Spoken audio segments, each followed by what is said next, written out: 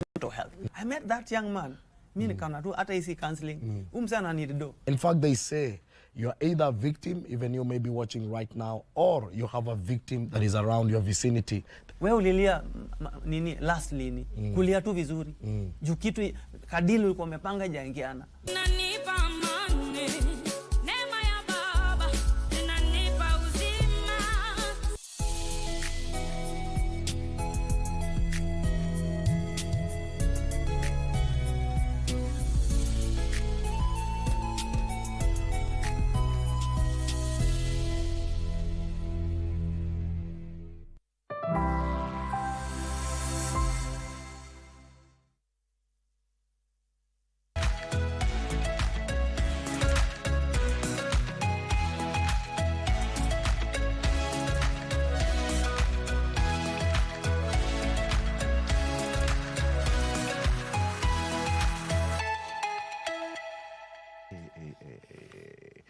Ladies and gentlemen, a round of applause for Faith and the team in Tokyo, Japan. Oh, yes. A round of applause.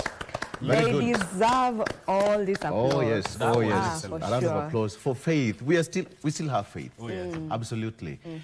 Kenyan flag is absolutely so high in the world platform, courtesy of Faith Kipyegon and the rest of the team members in Tokyo World Championship. They are making Kenya proud across the globe. We can never be more than happy. Good morning, welcome to the program. My name is Victor Lo. This is Good Morning Kenya on this brilliant day of 17th of September 2025.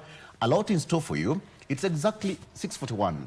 All right, so today we have got plenty from now until the end of the show, and the way we do it, first of all, lady in red, just right beside me This in the is middle. not red, Sandwich. Victor.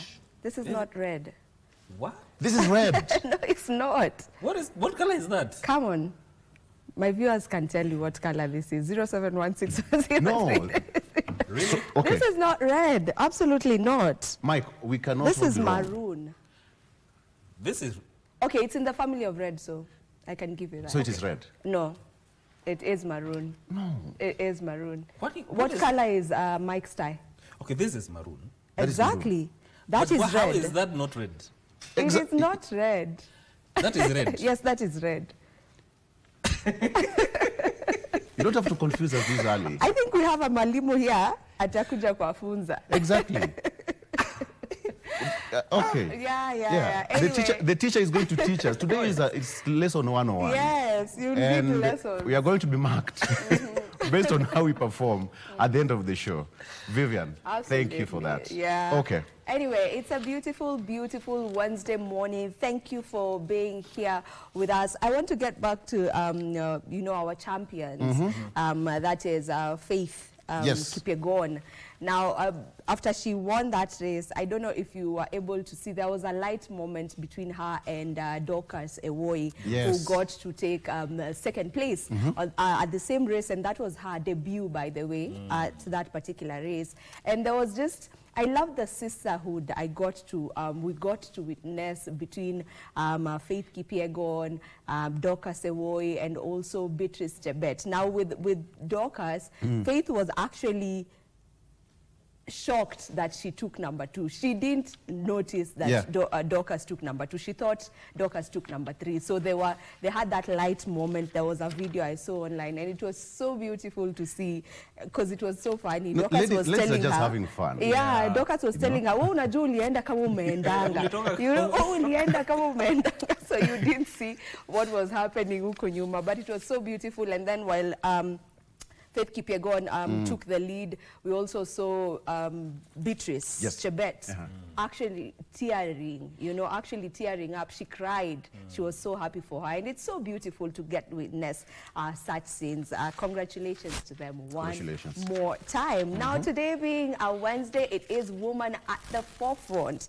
And we get to highlight women who are doing amazing things, women who are doing exemplary well in different fields. And today we'll be having Mary Karaoke Benson. She was here last week on Wednesday, but there was a live there were live events that got to interrupt her interview, so we didn't get to talk to her, but she'll be here yet again today. She is a Kenyan teacher who became a star in Sweden, and she'll be here to talk about bridging cultures and inspiring the minds of the next generation. You definitely want to stay tuned for that conversation later on the show. Mike, good morning, and what do you have for us today? Good morning, Vivian and team, and to everyone who is watching KBC Channel 1. Welcome to Good Morning Kenya. Today I want us to take a very interesting conversation. We're talking about leadership in action, marketing with purpose, and managing for success. We are living in a fast-changing world, and ideas alone are not enough. So how do these three pillars inspire real change, making connections, real connections with real people, and making sure that we create a thriving environment for business, even governance and society? Dr. Muriithi Ndegwa, PhD, is a former MD of the Kenya Tourism Board, will be joining me here on set to talk about this in detail. So I invite you to tune in to this live broadcast. Why don't I interest you with today's quote, actually? Today being a Wednesday. And it's a quote by Laurie Anderson. None of us know what will happen. Don't spend time worrying about it. Make the most beautiful thing you can. Try to do that every day. That's it. None of us know what will happen. Don't spend time worrying about it. Make the most beautiful thing you can. Try to do that every day. That's it. That is a quote by Laurie Anderson. That's Victor? a really beautiful quote, by the way. Yes. You know, it's more of saying that, telling you to live in the now. Yeah. And there's someone, there's something I was listening to, and they said, you know, trust your future self to tackle whatever it is that will come in the future. Don't start worrying about it now, na hata bado haijafanyika. You know, you're thinking about, oh, what will happen. Just trust your future self to be able to take care of the things in the future. So now live in the now. Yeah. I believe that's also part of the Bible verse. There's a verse in the Bible, Matthew 6:34. Matthew 6:34, that therefore do not worry about tomorrow, for tomorrow will worry about itself. Absolutely. All right? Yes. There's another verse, probably I don't know the correct one, but says that do not be worried about what you're going to eat tomorrow. It's just 6 in the morning and you're worried what you're going to eat tomorrow in the evening. Yes. So don't worry about that. Do what you can. I also feel like it connects with yesterday's quote of making the days count. Yes. Not counting the days. Absolutely. Indeed. Okay, so making the days count and talking about what we should not be doing and what we should do. At this point, we have to worry about the future, literally. So when it comes to teachers' welfare in the country, let's talk about what is happening to the teachers, teaching fraternity. And the boss is here, not Secretary General, that is Collins Oyuu, who I want us to talk about matters teachers in the country. They were in State House 3 days ago. They were made plenty of promises by President William Ruto. Some of them are in pipeline and some of them are actually being implemented as we speak. Much more with Collins Oyuu, who is the NAT SecGen, joining me on set in just a few. But how about I release the lady in red and maroon? It's okay. And Potato, Mike. potato. Potato. Okay, this is how we do it. So let me start with the front page of the local day. Before we get into our discussion, let me start with the front page of the Star newspaper. Watchest, Ruto Raila parties get 1.2 billion shillings windfall. That is Watchest. Ruto Raila parties get 1.2 billion shillings windfall. Lopsided funding to cement dominance of UDA and ODM. That is also on the front page of the Star newspaper. And still on the front page of the Star is about Faith Kipyegon making history with the 4th world title. Gold medalist Faith Kipyegon actually celebrated after winning the women's 1,500 meters final at the 2025 World Athletics Championship in Tokyo, Japan. Again, a round of applause to Faith Kipyegon. Auditor, how Busia workers conned county in loans scam? How Busia workers conned county in loan scam?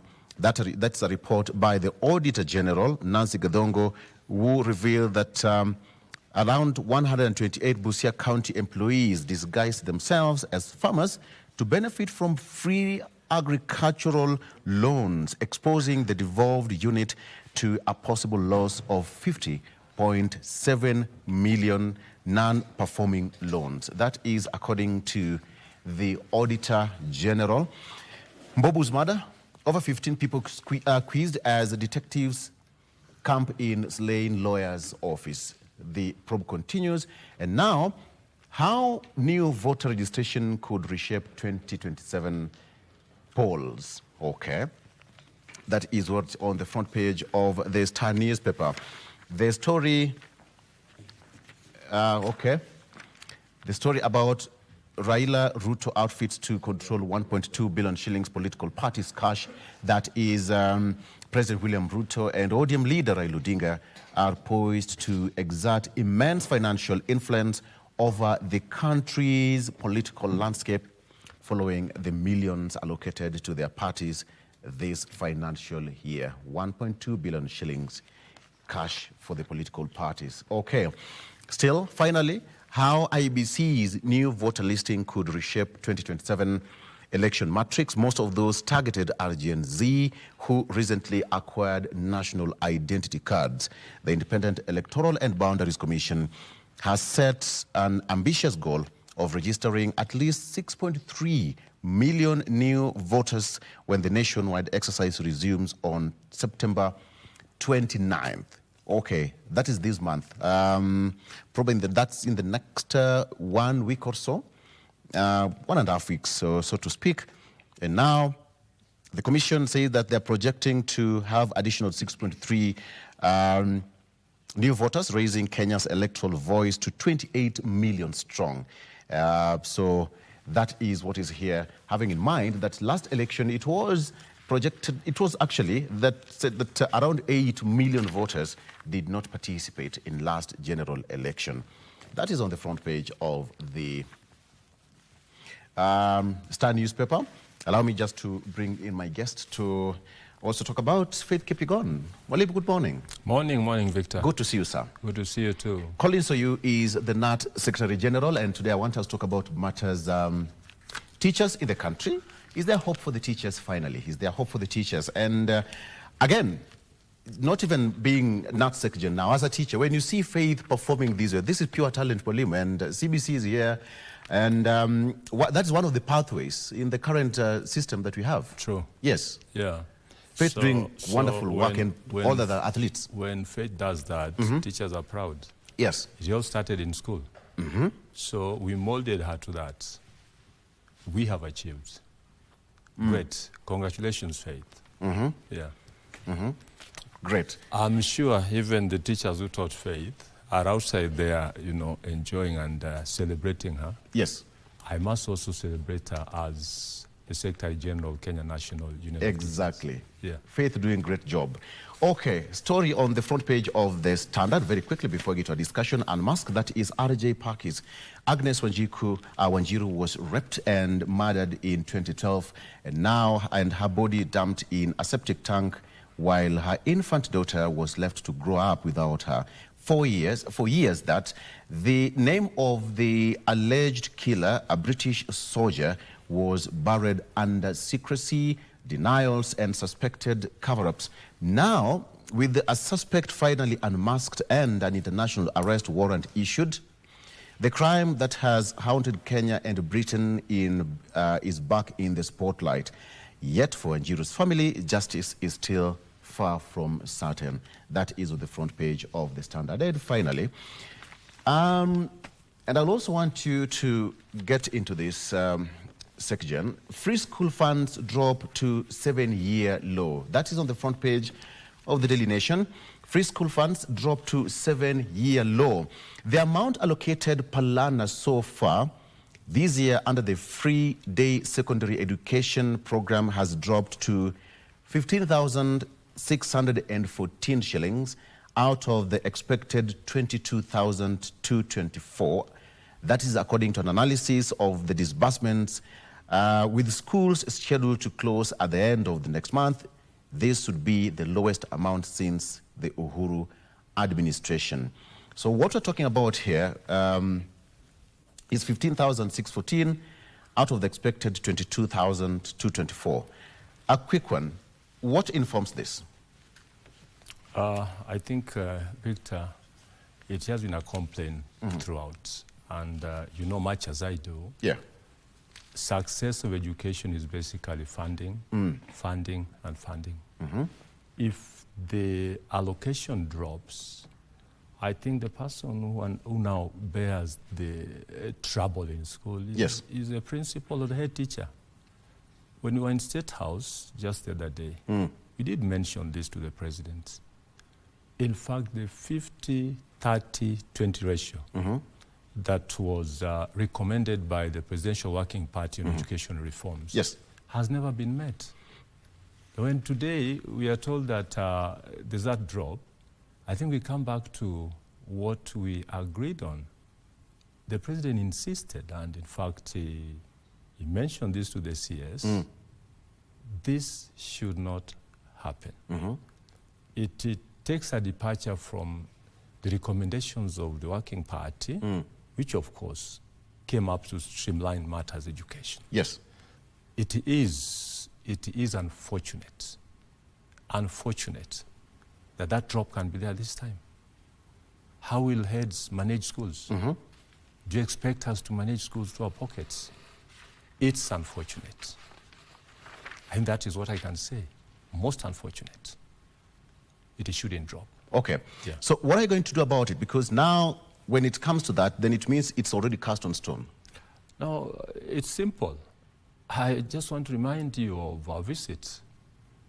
You know, the person, the last word is the president. And I think we must keep to his words. We must also challenge the CS. Why is this happening? Let the CS challenge Treasury. Yes, and Parliament. Allocation of funds derives from Parliament, Treasury, and the CS has to implement. So we are not badly off. We shall challenge this as soon as possible. You shall challenge that as soon as possible. And I want to say that as after our meeting in State House, there's yet another meeting tomorrow at the PS Education's office to review what we actually agreed on. So it has come. This has come in handy for tomorrow's meeting. Yeah, I'm not worried. Why day school? Well. I think issues of day school, the support from the parents have been seen to be part of what should make day schools succeed. And this is why day schools are more affected than boarding schools. Yeah. Okay. There's that cases of duplicate learner codes and suspiciously that has affected low enrollment. Does that really worry you, as not? Come again? The case of duplicate learner codes in the education system. How are you handling that? Now, I think the best way to handle this, the government came up with KEMIS from NEMIS. I think KEMIS is a more advanced technology, will offer advanced technology that will get rid of duplication and even the issue of ghost learners that has been around in our schools shall be dealt with. Yeah. You know, when we had KEMIS, heads were in total headache, both heads of primary schools and principals of secondary schools.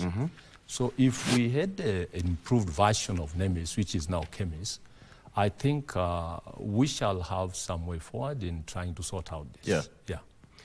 Very well. You had a meeting with the president, 10,000 teachers in State House. That is on 13th of this month. And a lot of things were discussed and a lot of promises were also made. True. Can we now say that there is hope for teachers, finally? Total hope.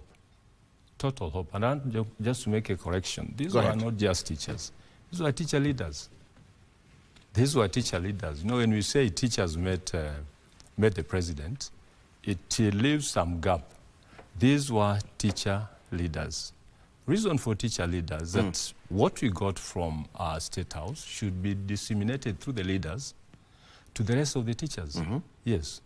Like, for example, Kenya National Union of Teachers has a structure, the national steering, members of the National Executive Council, the leadership in branches, 110 branches across the country Those are the branch executive committee members. Then we sampled school representatives. We wanted the message from State House to go down to teachers. And that is why I say these were teacher leaders. Kesha, Kenya Secondary Schools Heads Association, brought their leadership. KEPSHA brought their leadership. KUPET brought their leadership. The idea here was what we got from State House, what we got from the president should go down to the teachers back in their schools. Yeah. Okay. A quick one. I want us to take a break, and there's so much I want us to talk about, including the CBA that is currently on, and the promises, how you are tackling the issue of career stagnation, what is the fate of the teachers in ASL areas, etc., etc. Yeah. But the most important one, there is that promise of teachers to get 20% of the affordable housing. Right. And we all know that teachers contribute close to 13%, exactly, you know, in the national kitty of the affordable housing. True. I want to look at fairness when it comes to distribution of affordable housing. Fine. Stay with us. We have got Collins Oyuu, Nat Sekijen joining us here on set. We are taking a quick break, and we come back, the discussion taking its own direction. Stay with us.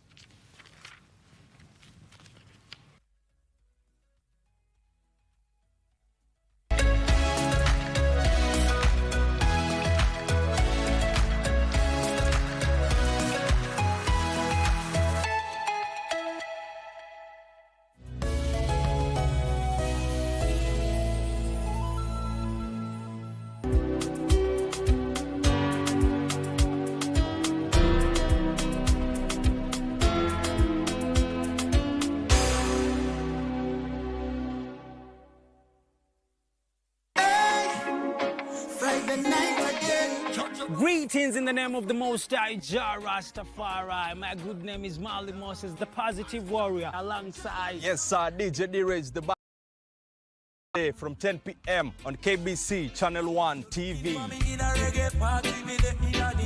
Tunakuletea the biggest reggae party in 254 in a yard extra. Extra niceness of reggae music. Extra dose of entertainment. When the thing is nice, we have to do it twice.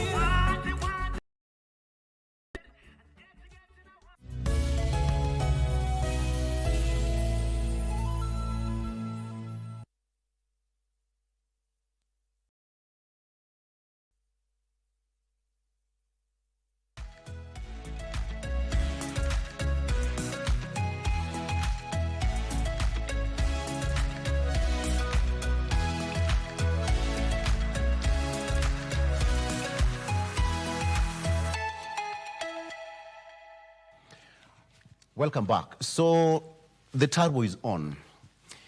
You were in State House and you said President William Ruto 2-term. That sounds political. Kumi bila break. There's no politics in that. No politics, absolutely.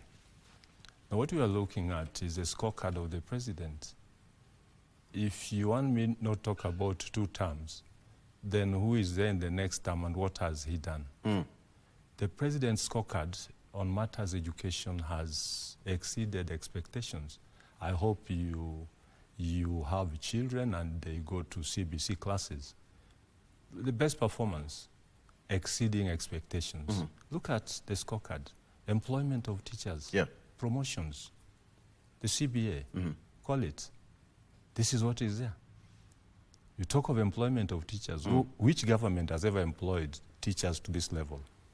76,000 teachers on permanent and pensionable terms. Yet another 20,000 to come by the month of January. Before 2027, another 24,000. Before 2027, 20,000. Look at that. Am I wrong to say Kumi bila break? This is what we want. It is not politics at all. We are looking at the scorecard.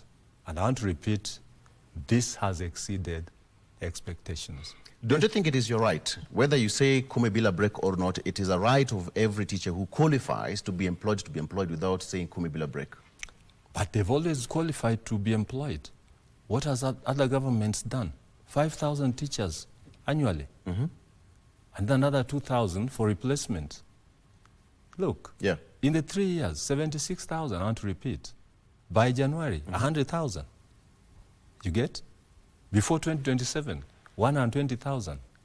If anybody wants to oppose that, I don't think that is right. We must celebrate what is right. So what is the current CBA between you, the NAT, and other teachers' bodies and the government? I think this is yet another achievement. You know, last year, SRC pronounced a freeze of all monetary CBAs. But we were able to talk to Teachers Service Commission, we were able to talk to the government, and lucky we are. We signed a CBA, both monetary and non-monetary CBA, on the 18th of July this year. It's an achievement. What are the details of that CBA? The details of the CBA are on monetary gains. It was 12.5% to 29%. You get across all the grades. Yeah. So this was to be spread in 4 years. What we have in this country and most countries in Africa is that CBAs go for a cycle of 4 years. You get? But the global recommendation by ILO is that CBAs perfectly done should go for 2 years. You get? So what we got was spread in 4 years. We requested the president. This, based on the inflation, should be reduced to from 4 years to 2 years. He accepted. Was that agreed? It was agreed. This is part of what we shall be discussing tomorrow before we now sit with Teachers Service Commission to agree when do we have a review to bring it down from 4 years to 2 years. Yes. Okay. And what was the agreed amount? For the CBA? Yes. No, it depends on the percentage that is there. Right now, the percentage is 12.5 to 29%. 12.5 to 29%. Okay. So it varies from one grade to another. One teacher of a specific grade does not earn the same with another teacher in another grade altogether. So it depends on your grade. The grades are from B5 to D5. That is chief principal. Yes. Certificate teacher is at B5. We even agreed, and this shall also be discussed tomorrow. You know, the issue of stagnation is and has remained the elephant in the house. Yeah, I'll come to that. Teachers have stagnated all over. Yes. So to have an improvement of this CBA, how teachers can move from one grade to another without stagnation, we must repeal, do away with the career progression guidelines.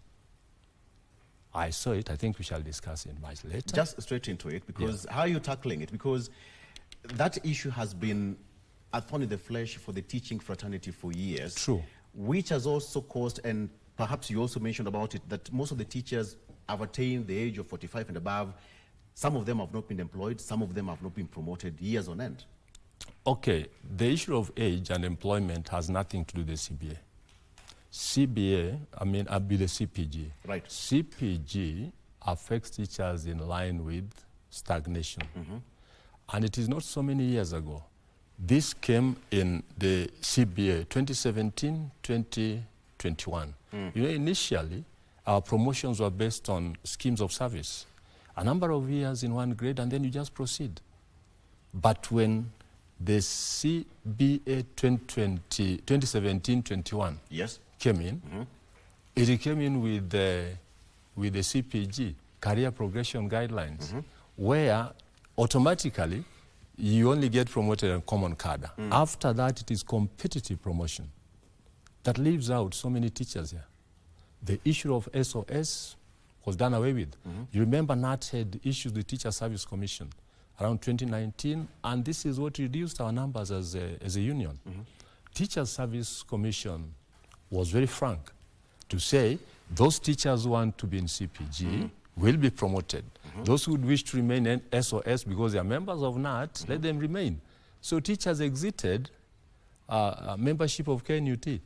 I want to tell you shockingly, from a membership of 189,000, the numbers shrunk and reduced to 9,600 members by 2021. It was a shell. We had nothing. We had nothing. Yeah. Yes. So until we came in 2021, we agreed with Teacher Service Commission, let us have our members again back to CPG. Can we promote them? And they were promoted paid in arrears. Yes. Then the membership started growing. Leaving out the fact that CPG was so intimidating, so punitive, we wanted back our members. Yes. So as we speak now, Kenya National Union of Teachers enjoys a membership of 170,000. Okay, it has shot from 9,600. 9,600 to over 170,000. Okay. Yes. So let's talk about that issue of the stagnation and promotion. So what are the timelines? Well, I want to put it clear that for us to get rid of stagnation, CPG must go. CPG must go. Because in CPG, we only have common cadre promotions as automatic promotions. The rest to the other grades, nothing doing, competitive, the numbers are so few, such that the big number of applicants who qualify don't even get promoted. For example, 2024-2025, the applicants were over 180,000. The number promoted was only 25,000. Look at that. Look at that. So you can stay like in one grade forever. Yeah. So what we want to do, and that will be now tomorrow's meeting, based on the agreement that we had with the president on Saturday, we are to sit with Teacher Service Commission to review CPG. I know, and my members also know, it was part of the CBA, what we signed the CBA, that CPG has to be reviewed in the 2025-2029 CBA. What are the key highlights in the CPG that you'd want reviewed? Stagnation.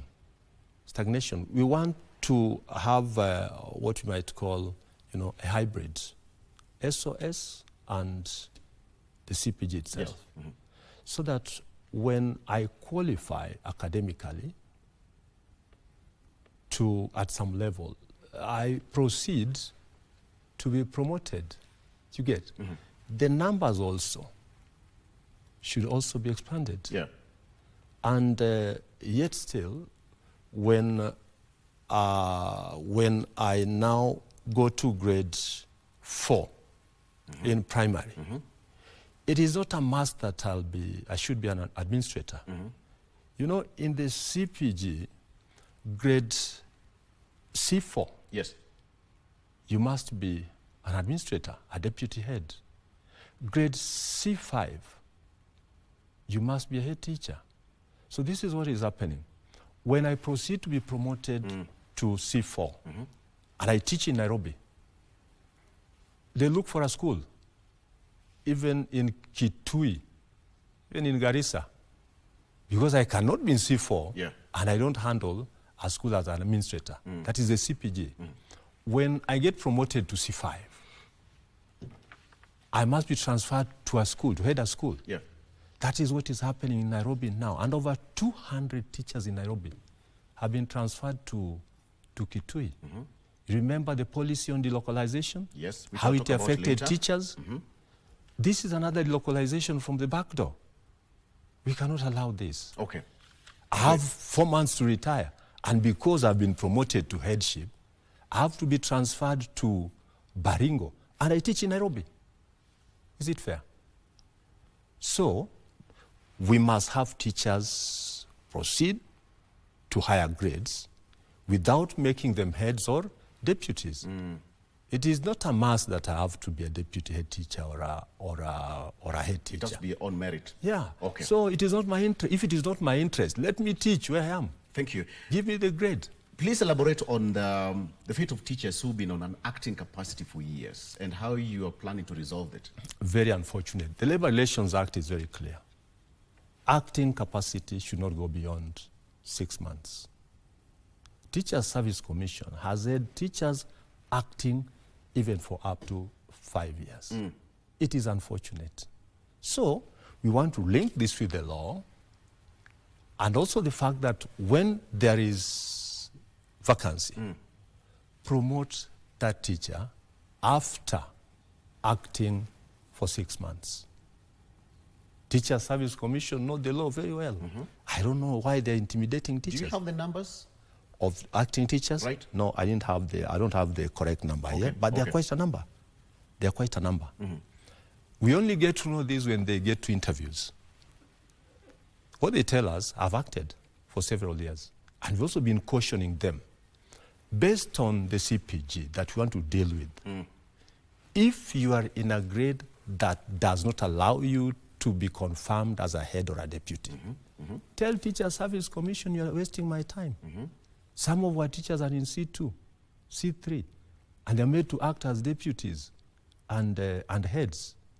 You know, when interviews come, you are not even invited for the interview. So it means you shall continue acting. Tell Teacher Service Commission you are wasting my time.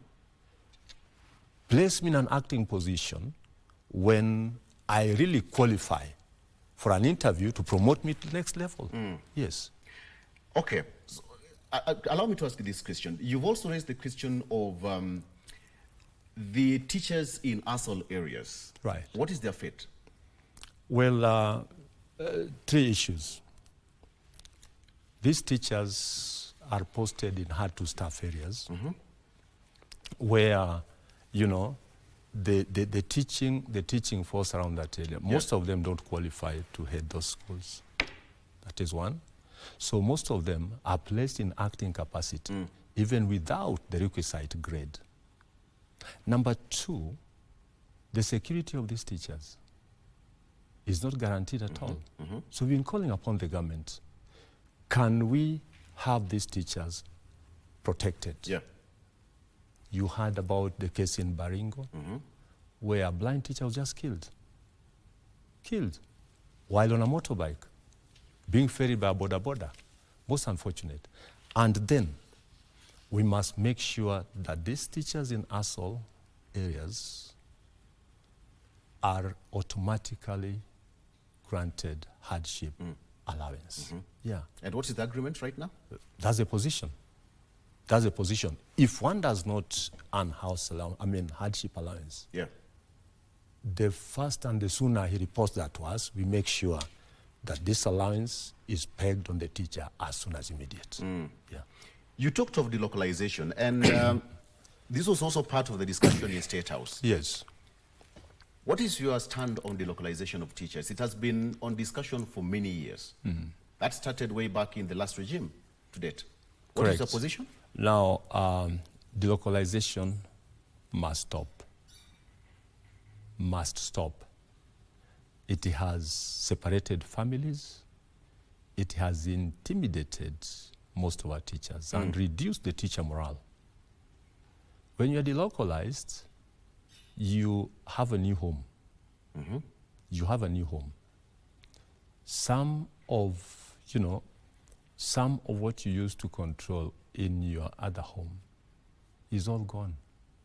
It is like you're another hell altogether. Yeah. Your family is not with you.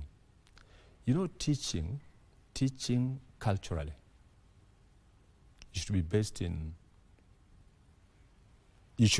in where you are born. You remember the Moi regime, and especially primary school teachers, because those students, based on culture, copy their teachers. Imagine a Muslim teaching in Rarieda, where I come from, the rural parts of Rarieda. What are these learners learning from you? By example, you know, learning begins with the kind of behavior that a teacher has. So the issue of delocalization, as the president came up into leadership in 2022, the best thing he did for teachers in this republic was to cause a total repeal of the delocalization policy. And teachers who are outside there, away from their homes, were rerouted back to their homes. Right now, delocalization is coming back to the back door. I just explained here that if I'm promoted to a deputy head and there's no school in Nairobi, I'm posted to Turkana. as a school, the morale is totally dead. The morale is so totally dead. we told the president, Yes. and it's also part of what we shall be discussing tomorrow at the Ministry of Education, so that we forward the same to Teacher Service Commission. Delocalization has to stop. Has to stop. It has to stop. Allow me to ask you, how many teachers have been promoted or will be promoted annually as per the CBA? Well, we cannot talk of the number annually. Promotion of teachers depends on budgetary allocation. Yeah. I just want to give you a picture of what has happened the last about 3 years. Yes. 2022-2023, Teacher Service Commission promoted about 14,000 teachers. 14? 14,000. 14,000. 2023-24, 21,000. 2024-2025, 25,000, about 532. Now we have 2025-2026. We're going to sit for the interview by around 6th of October. That is next month. Those who shall be promoted in terms of numbers, based on the allocation of funds, shall be about 23,000. So in total, if I'm not very wrong in my arithmetics, about 83,000 teachers promoted in the last 3 years. So we cannot actually give an answer to how many will be promoted in 1 year. Yeah. Because it depends on the allocation that is given for promotions. You remember the last 2025-26 allocation is 1 billion for promotions. 2024-25 was also 1 billion. So we told the president, this is just but a drop in the ocean. Remember I told you, 2024-25, the number of applicants were over 180,000, only to promote 25,000. So we told the president, this number, surely, for how long will teachers wait for promotions? And remember, the automatic promotion on common cadre is only 3 years. Then you start stagnating because you go for competitive promotions. And what is your projection, or what is your projection? Our request was 1 billion. 1 billion is just a little. Can the president have this doubled? He accepted. He accepted 2 billion. 2 billion. So that is going to raise the number of teachers to be promoted in the next financial year, 2025-2026. Already 2025-2026 is on. So you're looking for 2025, 2026? 27. Yeah. And what is the projection of teachers to be promoted? About 50,000. Around 50,000. Correct. From 23,000. Yeah. So what are the category of teachers who are supposed to be promoted automatically? Do we have that? Yes, that is, we have what we call common cadre promotion. Yes. For after every 3 years, entry into the profession, you get promoted automatically. That is common cadre. For certificates, that is B5 to C1. B5 are the P1s then. After 3 years, they proceed to C1 from B5. Diploma teachers, entry is at C1. After 3 years, they proceed to C2. Yes. Graduates, entry is at C2. After 3 years, they proceed to C3. So after that, after the 3 years, automatic promotion, you now go to competitive promotion, where you must attend interviews for your promotion. And this is where we have the big headache. The numbers we promoted on competitive promotions. And that is why we requested to the president, our request was placed to the president to have this number, this amount even doubled. So the number is also doubled. Yeah. Okay, great. Let's come back to the big issue here, the issue to do with affordable housing. Yes. How did you receive that information? First of all, when the president said that 20% of the affordable housing will go to teachers. Yeah. How did you receive that info? Wonderful. You know, in 2023, the introduction of the housing levy, we did have a discussion with the president, and we gave our proposal, demand proposal, of between 15 to 20% be allocated to teachers. So when we kept on placing this request, we did a memorandum and sent to him before we went to State House. So it was good news that 20% shall be allocated to teachers. Yeah. So how this will come, the advert will be there by Affordable Housing Board. Teachers have to apply within 6 months. Okay? Then through the affordable housing portal. Then upon the application, fine. If you succeed, you're awarded a yes.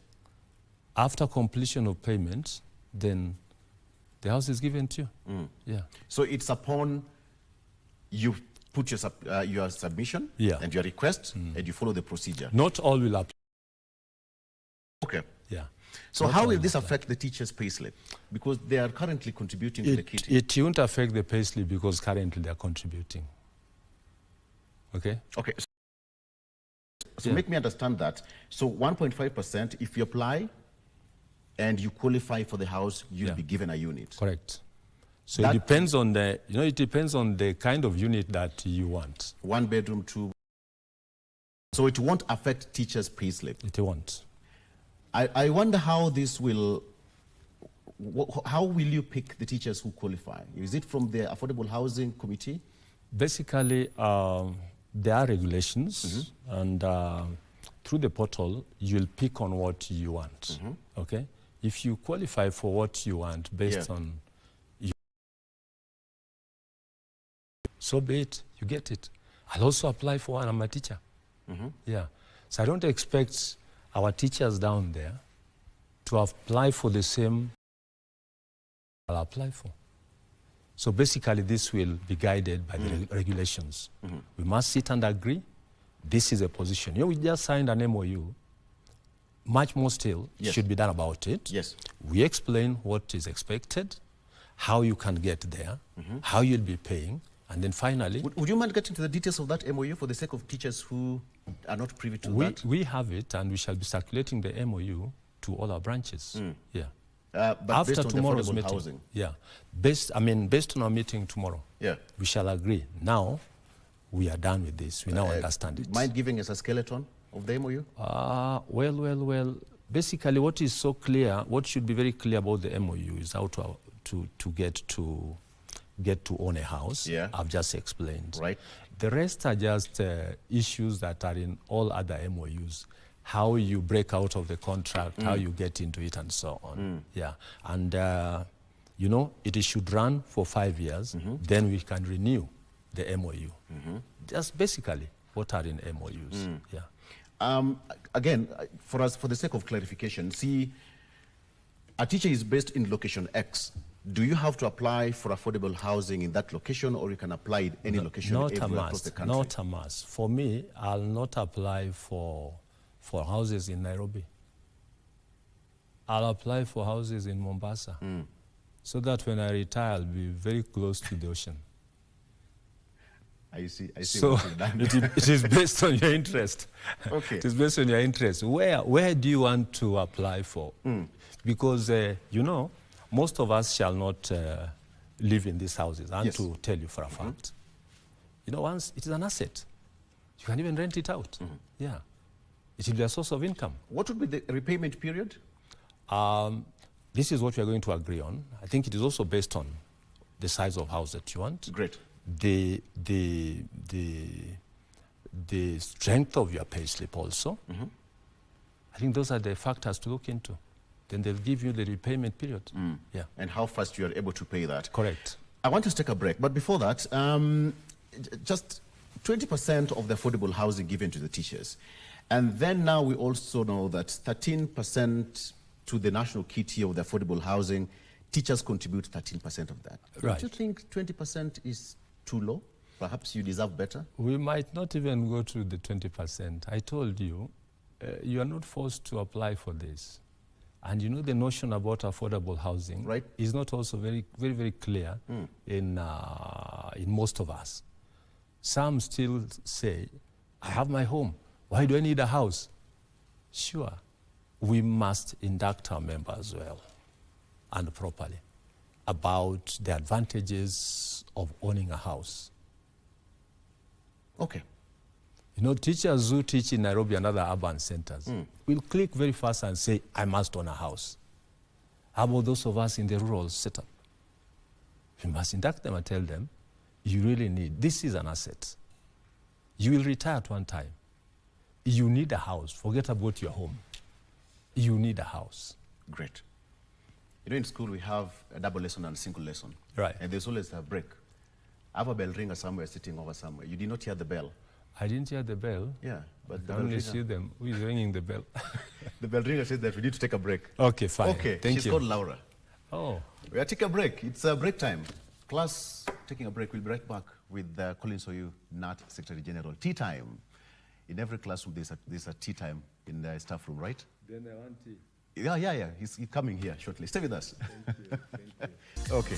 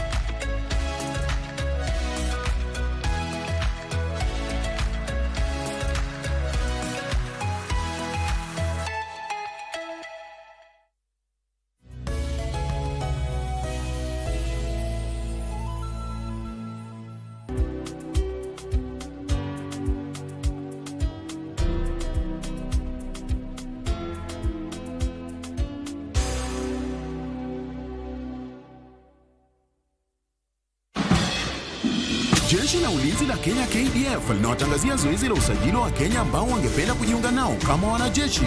Zoezi hili litafanyika mwezi Oktoba mwaka huu. Usajili ambao utafanyika ni wa General Service Officers GSO, Cadets Regular and Graduates, Specialist Officers, General Duty Recruits, Tradesmen and Women na Defense Forces Constables. Je, una ndoto za kutumikia taifa la Kenya kama mwanajeshi? Kwa maelezo zaidi, tegea KBC Radio Taifa tarehe 20 mwezi huu wa Septemba, punde tu baada ya taarifa ya habari ya saa 1 usiku. Kadhalika, kwa maelezo zaidi ya wale ambao wangependa kujiunga na jeshi la Kenya, tembelea tovuti ya www.mod.go.ke. Kumbuka, tendo la hongo na ufisadi wa aina yoyote ni kinyume cha sheria na hakuna anayeweza kushawishi usajili wako, kwani zoezi hili ni la bila malipo kwa wale wote ambao wangependa kujiunga na jeshi la Kenya. Ukikubali kuadaiwa, utapoteza pesa na mali yako na kuishia korokoroni. Are you a talented artist? Or are you passionate about a topic you want to discuss? But money can be very hard to find for an upcoming artist. Don't worry, Studio Mashinani has got your back.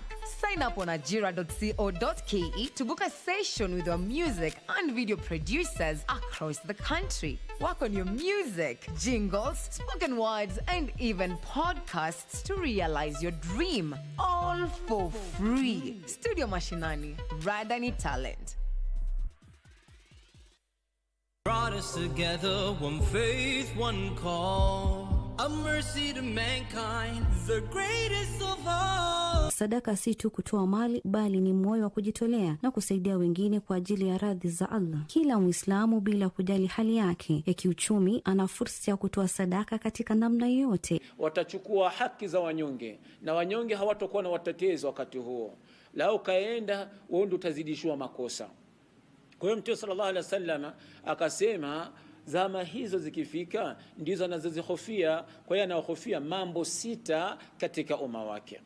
Insana fi ahsani taqwim thumma radadnahu asfala safilin illa alladhina amanu wa amilus salihat wa ala ali Ibrahim Allahumma barik ala Muhammad.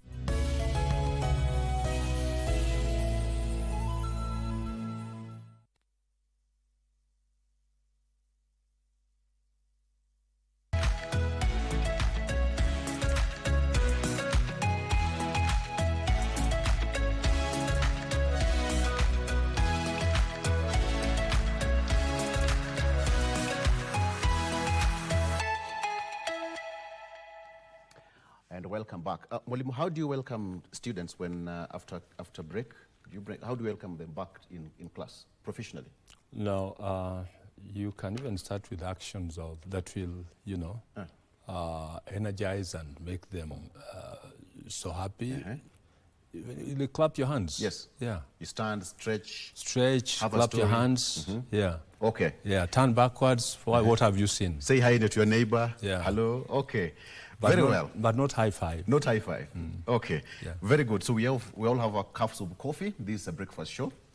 Continuing with the discussion. So now, to the next question. I asked you a question of 20% fair allocation. Is it a fair allocation? And you answered, you said 20% is not the only, you know, it's based on how you'll get it. But now, just kindly explain to us, because I received a message that you can expound more when it comes to the teacher's payslip. I think some people did not get it right for the sake of people or teachers or members who are not in State House and who are not privy to this MOU and the affordable housing. How it's going to work, who's going to qualify, and whether it's going to affect one's payslip or not. Just that clarification. I think we are all contributors to the housing levy. Yes. And of course at 13%, which is a very big percentage. You know, teachers are, you know, the biggest chunk of employees contributing to housing levy. Yeah. So we now qualify for Boma Yangu to own a house. So the 1.5, that is the qualification. Yeah. Going for a house now depend on the size and the weight of your payslip, because you'll be paying for this house and finally you own it. Just for example, Victor, I want to own a house in Kileleshwa. Somebody wants to own a house in Eastlands.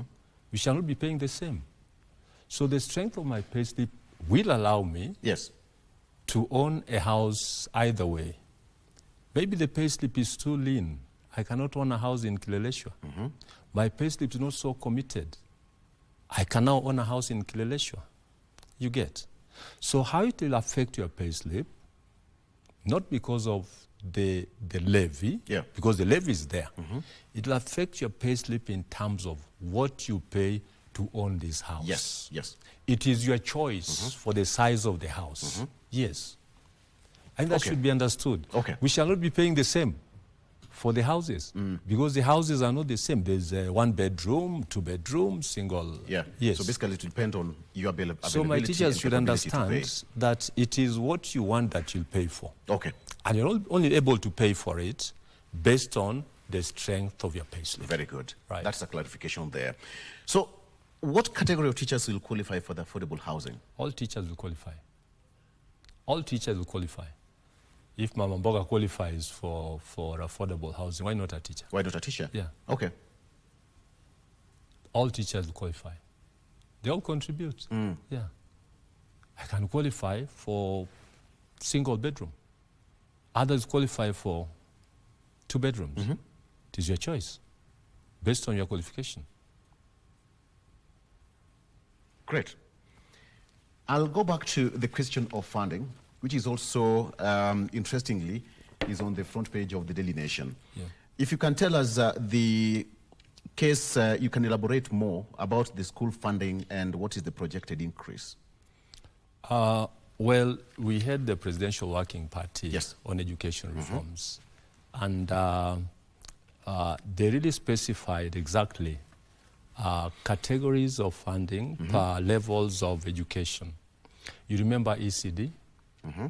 ECD funding was to be at around 1,170, thereabout. Primary was to be at 2,000. I'm not so clear about the figure, about 2,200 something. Yes. Then junior school, 50,000, around 35. Then secondary was about 22,000. So it has not been so. The most unfortunate part of it. And those who are hardly hit on this are the high school, teachers, learners in high school. Because out of the 22,000, yes, there's another 5,000 that is not used by the school. Yes. The ministry retains it. Yes. For infrastructure. We pleaded with the president, if this was the allocation, let us look for infrastructure funds to develop our schools. You know, the allocation was per child. You shouldn't dictate and say I'm withdrawing 5,000 per child for infrastructure. Yeah. If anything, infrastructure is different from one school to another. Exactly. Yeah. Exactly. Why is it uniform that you pick 5,000? Yeah. I think this should stop. When the ministry look for infrastructure funds and don't retain this other 5,000. Around 3 years ago, it was around 540 billion shillings. Yeah. What is the current increment? It's about over 700 billion. Over 700 billion? Yes. That's okay? That's okay, but only if timely disbursement, timely and accurate disbursement based on the ratio. Yes. If you do 50% in the first term, 30 and do 20. 30 and 20. I don't think all this hue and cry will surface anywhere. Yeah. Where is the bottleneck, Mwalimu? Because again, when you look at the disbursement, the money is there. The government says that the money has been disbursed, but school heads say that they don't have money in their accounts. Yeah. Where's the missing gap in between? I think the government should be very sincere to our heads. If it is disbursement, let it be disbursement. Let it not be a story. Let it not be a story. In most cases, it has been stories all along. And even the ratio that we're talking about has never been complied to. At the end of the second term, remember 50 was to be for the first term. Yes. At the end of the second term, the completion of the 50. What do you think was happening in that school? Yeah. The morale, quality of teaching, all affected. And what is the agreement? It should be paid before schools reopen, or what is the agreement? Now, the argument that has been there, somehow we can understand it to some extent. But now upon the government to redo and make sure that schools are not affected. This is the argument of the government. Financial year begins in the month of June. Right. Right? Disbursement should be by January. Okay? So that complication of the beginning of the financial year and when disbursement of the 50 should come, there's that contradiction and confusion. So we said, no, it is not our part. Work on it. Treasury is there. Reorganize yourselves. Let us have the 50 for the first term, 30 for the second term, and then 20 finally. Is it our business to see how to reorganize that? It is the government to reorganize that based on our complaints. Ours is to tell the government all is not well. All is not well. Yes. Great. Let's talk about CBC for just a minute. How many, when you talked about infrastructure, how many CBC classrooms are, you can perhaps tell us, that have been built so far? Because the numbers continue to grow and students continue to do exams. CBC at what level? Because the Presidential Working Party on education reforms, 90% public participation, domiciled grade 7, 8, and 9 in primary schools. So it meant that the government was not to get along building classrooms for grade 7, grade 8, and they only built for grade 9. About 16,000 classrooms were built. Yeah. By the beginning of the year, those classrooms were there. So, transiting to grade 10, I think schools have classrooms for our learners to get into grade 10. Yeah.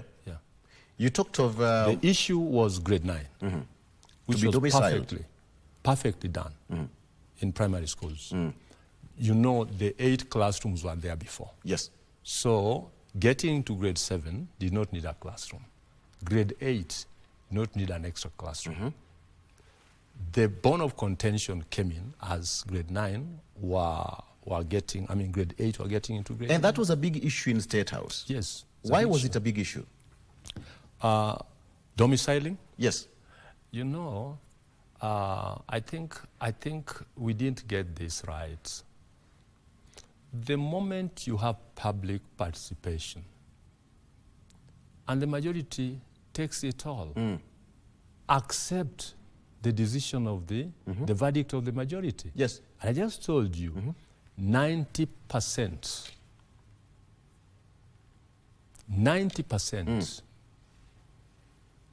you know, advocated for domiciling grade 7, 8, and 9 in primary institutions. It should not be an issue. Grade 7, 8, and 9 in primary schools, without taking them to secondary schools. The advantages are there, very clear. You know, education is about access. Yes. Improved access and making education affordable. Suppose parents took grades 7 learners to secondary schools, grade 8 learners in secondary schools, and grade 9 learners in secondary schools. You know the cost. The level of dropout would have been, you know, in fact, beyond any explanation. Okay. Yeah. Okay. So, when public participation was there, it was not for nothing. Yeah. It was to make, how could we make education affordable? How could we improve access in education? And more so, look at the age of those learners. Yeah. If Form 1s after class 8 were terribly bullied in secondary schools, how about a grade 6 child? Look at the age. Anyway, that was the other part of it. So, to me, there was no issue. If somebody had an issue, then I think that one was misplaced. That was misplaced. Presidential Working Party on Education Reforms, very clear. There's no complex, the English there is not so complicated. The book is not as big. Read and understand. Fine. Does it really worry you that most teachers do not have a proper health cover? As we speak now, teachers have a proper health cover. I trained in 1984-86. I came from college. 1986. Started teaching. Yes. We did not have a comprehensive medical cover. It was hell on earth. No teacher could be treated in Aga Khan, hospitals like Aga Khan.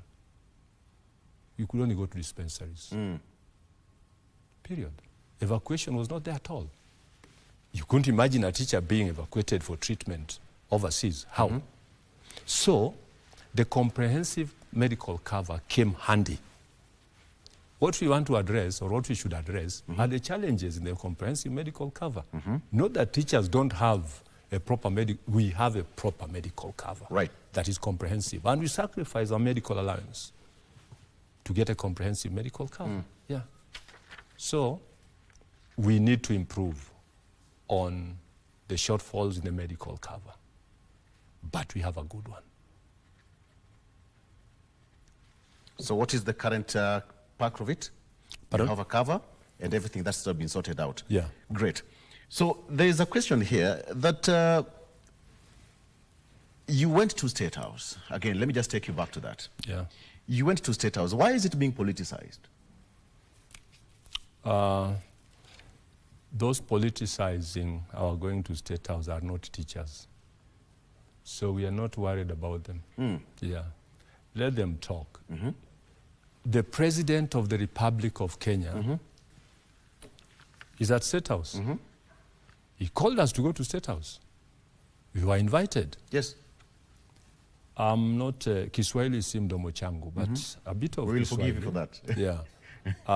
Mtu hakatai mwito, lakini anaweza kataa aitwalo. Ilikuwa mwito. You were called, invited. Yeah. What was the agenda? Who is the president? William Ruto. He invites teachers, employees in this republic, and we have issues. Do you expect us to say no? You know what people think about going to State House? is that you went there to be, you know, kitu kidogo. Nothing. We went to State House to have the president tell us why he invited us. From what he told us, now we had an input. The issues that discussed are issues of teachers. Our input was perfect. When he talked about employment of teachers, we told him, yes, we have a shortage of 98,000 teachers. Can you do more? When he talked about our CBA, he said, yes, very good. We had it. But can we scale down the cycle from 4 years to 2 years? Yeah. He talked of capitation. We told him it doesn't come as expected. What do? He gave a position. We talked about the sessional paper that should, you know, bring what was in the Presidential Working Party on education reforms legally in place. We asked him where the sessional paper. In fact, he commanded the CS. Yeah. Where is the sessional paper? Okay, first he asked Mheshimiwa Meli, the chairman of Education Committee, where is the sessional paper number 1, 2025, to actualize what was in the Presidential Working Party on education reforms. Right. Then Mheshimiwa Meli said, fine, it has not yet been brought to us from the cabinet. Then CS Education, where is it? We are bringing it the next 60 days. He said, no. Make 45. It 45 days. Didn't we achieve? We achieved. Okay. And even the employment of teachers, you know, we have teachers outside here who are age 45 and above, not yet employed. He actually pronounced affirmative action to have these teachers employed by Teachers Service Commission. Yes, we know most of them are P1 teachers. Yeah. The vacancies might not be there enough for them. But on affirmative action, they'll be employed. Didn't we achieve? Okay. So when somebody asks why we went to State House, I've given the answers. You've given the answers. Yeah. But when you talk about what's the non-monetary components of the CBA? The CBA, thank you. Victor, CBAs, people think of the monetary component alone. But by and large, as CBA, non-monetary components are great. For example, the last job evaluation for teachers was in 2015, 2016. We signed a CBA and agreed in this financial year, job evaluation for teachers must commence. Okay? Yes. Initially, teachers who went for disciplinary cases and got dismissed from the service, they went home without anything, regardless of the fact that you are even 59 years and 6 months. Only 6 months to retire. You went home with nothing. Yeah. What we signed here, and this is very great for our teachers, Teachers Service Commission shall pay every other teacher dismissed for the number of years he or she worked for Teachers Service Commission. It was not there. Is that not an achievement? It is great. We have what we call CPG, and I told you. Yes. The CPG in our agreement is going to be reviewed. We signed. What we had in State House was just to add some weight to what we shared in the CBA. Okay. Then again, another important factor about the CBA, non-monetary component, we have the Code of Regulations for teachers in this republic, guiding the management of teachers throughout. We must review the Code of Regulations, and especially on the qualifications framework. It is so intimidating. Yeah. We signed that in the CBA, and that is non-monetary. Right. For example, a teacher who has scored a C plane in KCSE and had 2 teaching subjects, proceeds to college, becomes a degree holder. That teacher is not allowed to teach even junior school. This is all about the qualifications framework in the Code of Regulations, which we shall have to review. You have a meeting tomorrow? Yes. At what time? at exactly 10 o'clock. Okay. Yeah. And you expect to have this memorandum sent across all the branches? Completely. Once we are from that meeting and we agree, we shall send the memorandum. 10,000 teachers were in State House. Each were given 10,000 shillings. That's 10,000 teacher leaders. 10,000 teacher leaders. That's 100 million shillings. That is a lot of money that would have been used for some school somewhere in Baringo, in Rarieda or something, or even in my constituency, Kasipol. Yeah. That's a lot of money. That was transport for the so many. 100 million is a very expensive transport. 10,000 for a teacher from Mandera is just a drop in the ocean. Okay. Yeah. I see that. And you are confident that you're going to win next election come next year? Kenya National Union of Teachers? Right. Don't ask the obvious. I need to ask you. It is like questioning the obvious. You're so confident. It is confidence that brought me here. It is out of confidence. If you are not confident in what you do, and Mark, you are my teacher, I'm a teacher. Can you mark yourself? Yes, I can. Self-assessment. After others have assessed me, and I want to tell you, they've assessed me. They've assessed me. Great. I'm doing very well. What is your message to the teachers? Teaching is a calling. No single government in the world, globally, can pay teachers a salary commensurate to the work that a teacher does. Great. It is a calling. It needs a lot of discipline, because the young men and the young boys and girls that we lead will copy us. I don't expect a teacher to be copied in the wrong way. We are the shining stars of the society, because those we lead, we expect them to be the future of this nation. Matters of CBA, matters of changes in Teacher Service Commission, management of teachers, leave it to the union. We shall do it on your behalf. And we have the courage. We have the courage, and I want to pronounce our courage to be the courage of the fly that is able to take breakfast on the lips of a lion. On behalf of teachers, we shall deliver. Teachers support us so that we deliver for you. Very good. The Thank you so much. future is very bright for teachers in this country. Let's have hope. All shall be well. Let's have hope. Thank you. Hope for the teachers. Thank you so much. Collins Oyuu, NAT Secretary General, talking to us on matters to do with teachers and why they were given 10,000 shillings. 100 million shillings. I wish I was given that. 100 million shillings. Right now, I spent it on my fuel. To be honest. 10,000? Yeah, no, 100 million. No. Now look at it. Don't talk of 100 million. This is in the lips of every other person. Thank you so much. It was 10,000 per teacher leader. Asante sana. Thank Most you so welcome. much for Most joining welcome. us. We are taking a break, and Mike is coming up with the next class. Right now, this class is dismissed. Stay with us. Thank you. Thank you, Victor. Thank you, sir. Good day.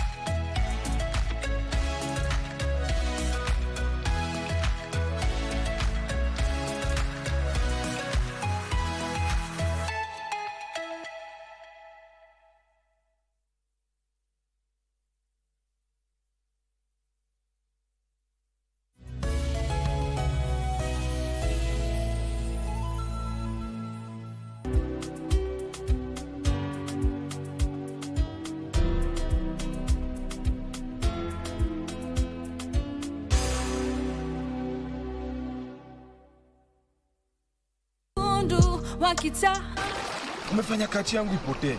Kijana ako na kifua. Si nilikuwa nimefunga kondoo pale. Moto. Linda na pesa. Niko na kero nafaa kupatia Elijah. Nikimpata dedi. Uziita maneno matamu kama super baby. Wewe ushaona Matilda yule wangu?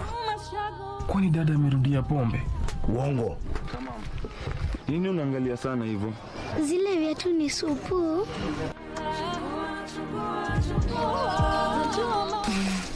Cindy, baby girl. Target itaepa.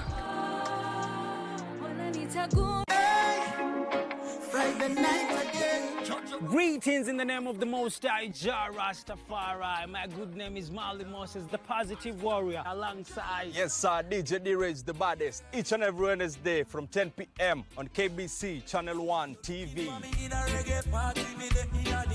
Tunakuletea the biggest reggae party in 254 in a yard extra. Extra niceness of reggae music. Extra dose of entertainment. When the thing is nice, we have to do it twice.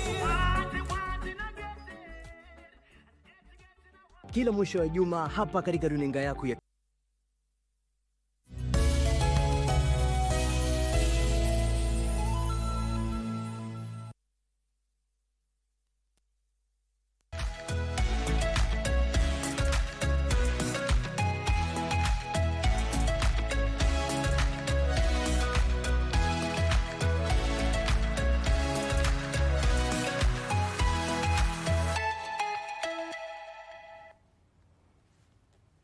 Right, welcome back to Good Morning Kenya. My name is Mike. We continue with the program, and I want us to look at three very important aspects. That is leadership in action, marketing with purpose, and managing for success. And joining me for that conversation is Dr. Muriithi Ndegwa, PhD, OGW, HSC, and also former MD of Kenya Tourism Board. He's also the Kenya Institute of Management Executive Director and CEO. Welcome to Good Morning Kenya. Thank you very much, Mike. Good morning, everyone, and good morning to the whole of Kenya. How are you doing this morning? I'm very well, thank you, Mike, and yes. I think it's a bright morning. Yes. And I look forward to the show. Yes. Let's get into this conversation because we are living in a world that is fast changing. And ideas alone are not enough because we are looking to inspire real change, make meaningful connections, and build a thriving society, business, governance, and society. So let's go bit by bit, and we'll start with leadership in action. To you, what does it mean? Thank you very much, Mike, and thank you very much, viewers, for this show, and thank you also for inviting me. Karibu sana. I think when it comes to leadership, oftentimes people think leadership and management are one and the same thing. But there's a distinction between leadership and management. But since the question is specifically about leadership, let's now focus about what do leaders do. Yes. Leaders inspire teams. Leaders also take teams to achieve the vision of the institution, yes, or even the country, yes, or even the area that they are leading. So leaders do a little bit more than what management will do, because management is all about implementing the decisions that have been made, ensuring that the processes are well controlled, ensuring that things are running on a day-to-day basis. But the vision carrier is actually the leader who looks at the long term. Where do you want to take your organization? Where do you want to take your county? Where do you want to take your country? And that means that every leader must have a vision. You just don't get into a leadership position without something, a direction. Yes, certainly, Mike, I would agree that you need to be also inspired. You need to also have a plan. Where do you want to take the organization that you're leading? What are you looking at in the future? Where are you heading to? And so it is important, yes, that the leader has to be inspirational. And there are several examples that we'll talk about in the course of the discussion. Leaders who have actually come and they have inspired people to do things that you would ordinarily not expect people to have done. Yes. Let's actually get into them. What are these types of leadership that we're talking about? We have several types of leadership, and it depends on the theory, the practice, and the context. But research shows that there are several types of leadership styles. There are those that are called classical or traditional. These are mainly the old theories, like, for example, laissez-faire. Laissez-faire is where you let things run, hands off, hands free, and everything is let to do things on their own. There is also autocratic, where the leader seems to think that he or she knows knows it all, and therefore they will tell the teams, do this, do that, do this, do that, and so on. And there is also the contemporary, or what we'll call a little bit more modern aspects, for example, like the transformational leadership, the servant leadership, the transactional leadership, and so on and so forth. And then there are also now aspects of blending between some old aspects and the new aspects. So there are all those types of leadership styles that one can talk about. In terms of, leadership must go hand in hand with ethics. So the aspect of ethical grounding, does it also include an aspect of making tough decisions that are guided by accountability and integrity? Certainly, and I think this is recognized all over, because we always say that you can fool the market, yes, but you can't fool the market successfully forever. So if you are not a person of integrity, if you're not ethically grounded, certainly the people that you're leading, whether it's in an organization or whether it's in a country or whether it's in a county, will start poking holes and says, wait a minute, you're preaching water, but drinking wine at night. And that in itself makes them erode the confidence and the trust that they had in you. And once the confidence and the trust is eroded, it is pretty difficult for people then to agree to be led by you. And even if they are led by you, they will be saying always that there's a challenge and there's an issue with this person. So ethical, yes, certainly, Mike, that makes a lot of sense. And I think it also allows for people to voice their concerns without the fear of being judged. Now, leadership, almost, there are people who want to be leaders, just for the mere fact that they would be called leaders. And there are those who are, I would say, are called to be leaders. It's in them. So in all this, what is the place of passion when it comes to leadership? And in this case, leadership that inspires action. Thank you, Mike. Let's firstly say that everyone has leadership traits or qualities. Yes. And therefore, we'd say that much as there are those who have much more pronounced traits, every one of us can be a leader. But to improve your leadership skills, the environment improves your leadership skills, depending, of course, on the direction that you're taking. That therefore means that leaders are not born. We are all born as leaders, and leaders are not made, in the sense that you are born with some leadership traits, but you improve on them depending on the environment. And that therefore means that this concept of leaders are born, leaders are made, that should not come out as an argument. But having said that, the fact of the matter is that there are those who have that urge, that drive, that I really want to take leadership. And they have the passion and they have the drive. There are others who are laid back. Even if you give them an opportunity, they'll simply say, I don't want to take the leadership. Yes. So yes, you are right in the sense that it is important that for us to note that there are leaders who have passion, there are leaders who are laid back, but that does not necessarily mean that even those who have the passion will become better leaders. Not necessarily. Yes. And it also does not mean that those who are laid back will not become better leaders. It is all a question of, yes, you have the passion, but at the same time, you're also doing things that are right. You're also doing things that people identify and say, yes, this man is ethical. But having said that, it is also important to say that once you've taken a leadership position, yes, there is no way then you can come back and say, I'm only taking that leadership position because I want to tick the box that I became X, Y, Z. The passion also drives the success. Give you an example. We've talked about great leaders in the world. Yes. If, for example, you go to the famous leader that is quoted often, Lee Kuan Yew, the late Prime Minister of Singapore. Yes. When he took over in 1963, Singapore was a country that was basically on the doldrums. And it's even said that they actually came to benchmark with this country on some certain aspects. But what did he do? He knew and he had the passion to lead. And he looked at some of the things that the country was going through. And a perfect example I can talk about, because I've been there, is the issue of water. Yes. They were completely reliant on a country called Malaysia for water. And he knew that in the event Malaysia severed the relationship, the island would go hungry. Yes. Or the island would go thirsty, without water. So what did he do?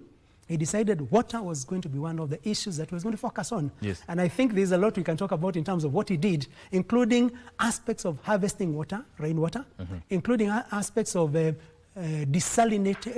purifying water from sewage and so on and so forth. And the people said, I cannot drink water that has been recycled.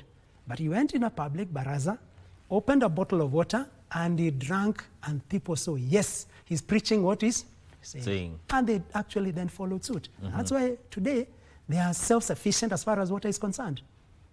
Yeah. So when it comes also to leadership, what separates leaders who inspire actions and those who just give directives? All right. Now, I think it goes back to the leadership style, because those who give directives ordinarily would call them more of autocratic leaders as opposed to democratic leaders who involve the rest of the people. We could also distinguish that with the transformational leaders who actually help organizations or countries or counties to transform. Let me put it in context. When you are a leader that is simply just used to giving directives and instructions, it can work in some certain circumstances, but it will hinder things to do with innovation and creativity. Because the people know that, in this organization or in this place, I cannot say, I'm not supposed to be heard, I'm only supposed to be seen and to listen. So it hinders innovation and creativity. And that is not good in a modern world today. And I'll say the reasons why. Then you come to the transformation, those ones that inspire. Now, they will inspire teams to work even when the person is not there. Why? Because they have set themselves in a situation whereby they're saying, all of you guys, we are all together as a team. And we're looking at achieving that goal out there. And therefore, people become transformed and they work together.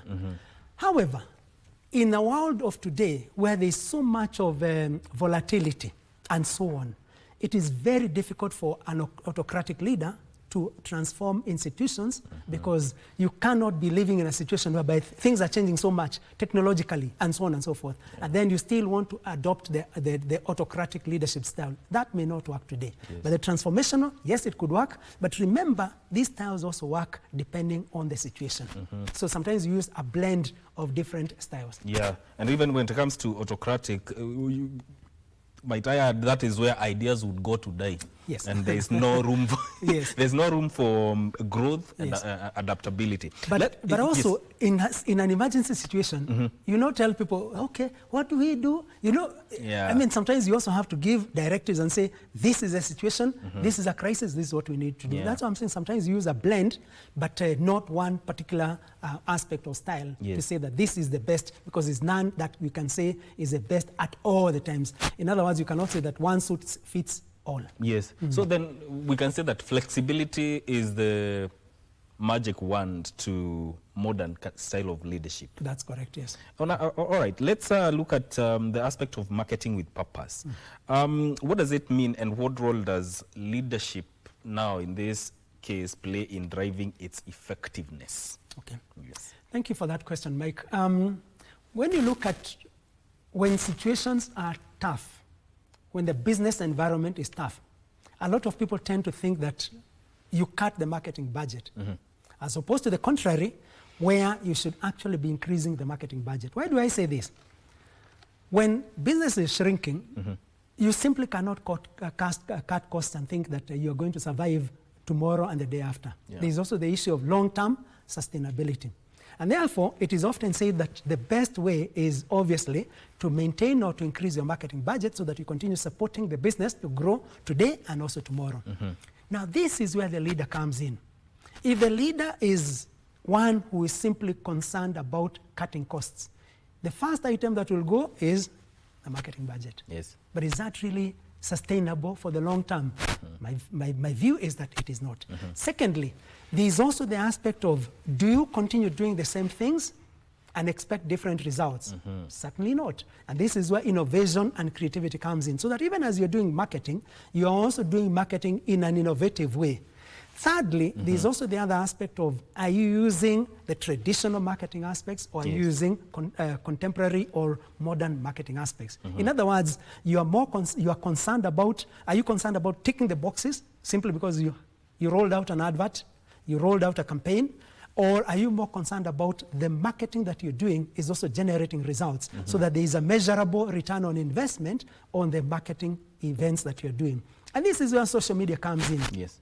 And you find the modern organizations will embrace a lot of a blend between some bit of traditional, some bit of modern marketing styles with the social media marketing and so on and so forth, so that you can increase the return for the shilling on the marketing budget that you are spending. Yes. And so, in terms of answering the question, we'll say that the two go hand in hand, that it is important for the leader also to have that marketing consciousness, and also for marketing to be driven in a way that you're also looking at what the customer wants and what the customer desires. We've talked about aspects of leadership. When you blend marketing with leadership, the different kind of types of leadership that we have highlighted, how do they affect the outcome of marketing effective campaigns? Okay, thank you for that. Now, I think, again, it goes back to the question that we said in terms of the different leadership styles and traits, yes, which, again, also depend on the context, the theory, and also the situation. Now, in a volatile market, the question that comes in is, are you going to embrace a marketing style that embraces the constant changes, whether it's technological or otherwise, or are you going to simply say as a leader that, you know what, the market is bad, and therefore stop every campaign. Don't do this, don't do that. You know, that rundown aspect of saying don't. Or are you going to say, come on guys, there's a problem here, there's a challenge here. Yes. What do we do so that we can improve the business environment? And this is where that aspect of, again, some little bit of flexibility, some little bit of democracy comes in, and you let the professionals also guide in terms of what you're going to do, so that at the end of the day, the organization is able to survive the turbulent times and move forward to the next level. Are there chances where leadership is ignored in marketing? Leadership ignored in marketing?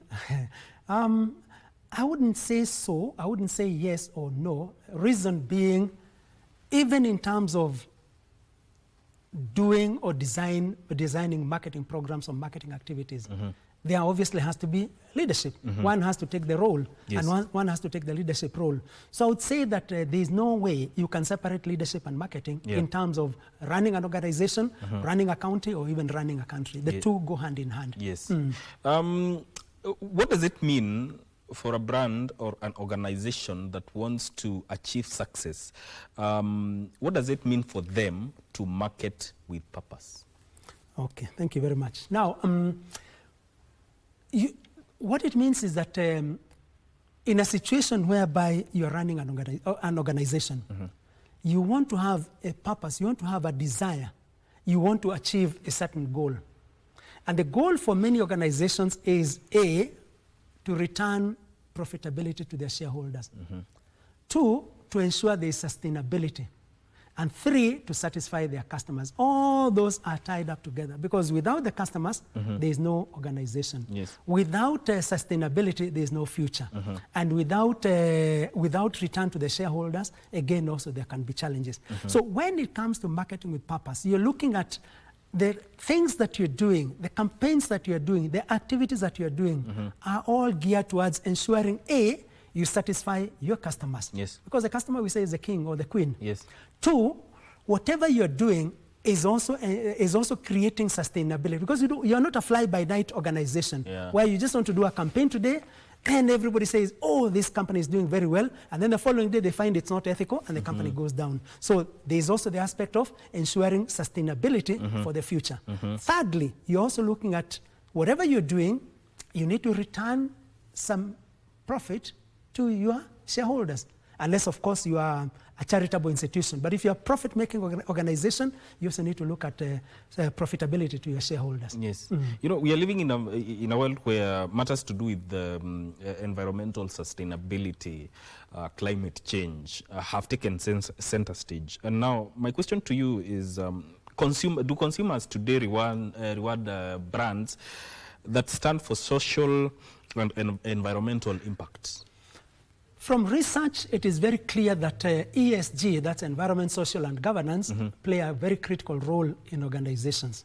In fact, what is happening is that a number of organizations these days even have an ESG report that they give. Yes. Others also, when they're coming up with their strategic plans, they will come up with if they're going to use the balance scorecard, for example, as a main tool for measuring performance, they add an element of ESG so that instead of the 4 key aspects, we have 7 aspects, including environment, social, and governance. Why? The consumer today wants to deal with a company that is environmentally conscious. Yes. Why? Because of these aspects that are coming in about climate change and aspects of, are we doing business in a way that it is helping the environment to be as it is, or are we doing business that is going to affect the environment? And the consumer is very clear. They look at that and they know this company is polluting the environment, and that can easily bring down an organization. The other one is the aspect of social justice. Are you socially responsible in terms of what you're doing? In other words, the activities that you're doing have a social aspect in terms of supporting the communities that you live in. Yes. You cannot be working in an organization where you are working within an environmental, within a certain geography, and you are drawing resources or you are making money, but you're not supporting the social aspect of the communities where you live in. Thirdly is governance. The governance structures are also very, very clear that you also have to be very conscious about the governance instruments and structures in the organization.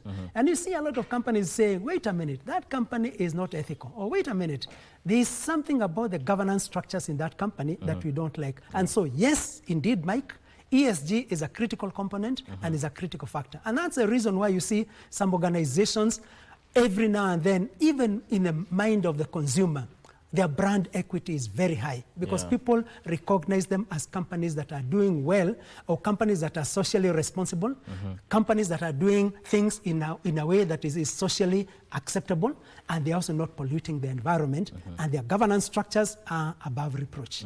So this is something that we cannot run away from, and even businesses will have to include it in their business strategy. It is important. It is important. We'd say that, yes, even as you're thinking about aspects of your balance scorecard or whatever it is that you're going to use for measurement of performance, it is important to bring in that aspect of ESG, environment, social, and governance. Let's delve into the third aspect, and that is the aspect of managing for success. More often than not, we hear that once you achieve success, do not let it go into your head. Yes. But then again, as leaders within an environment of business or within the society or within the structures of governance, how can we just handle the pressure that comes with success, the expectations, and also the changes that come with it? Thank you, Mike. Usually it's a very difficult aspect, especially for those who start their businesses as a one-man show or one-woman show. It is usually very difficult for them to surrender that entitlement that they are the ones who created the business. And oftentimes you find a lot of people clinging onto the business, so much so that after a couple of years, the ideas now start reaching the tail end, and then after that they go into deterioration stage. And by that time, certainly you should have groomed a successor. Let me give an example. You know of a company called 3M. 3M stands for Minnesota Mining and Manufacturing. But today, are they in mining, manufacturing, and are they in mining? Certainly they're not. This is a company, and there's a book that one can read about companies that have been successful for the last 100 years. These are companies that, yes, were started by some individuals, but they outlived the individuals by innovation and creativity. What do I mean?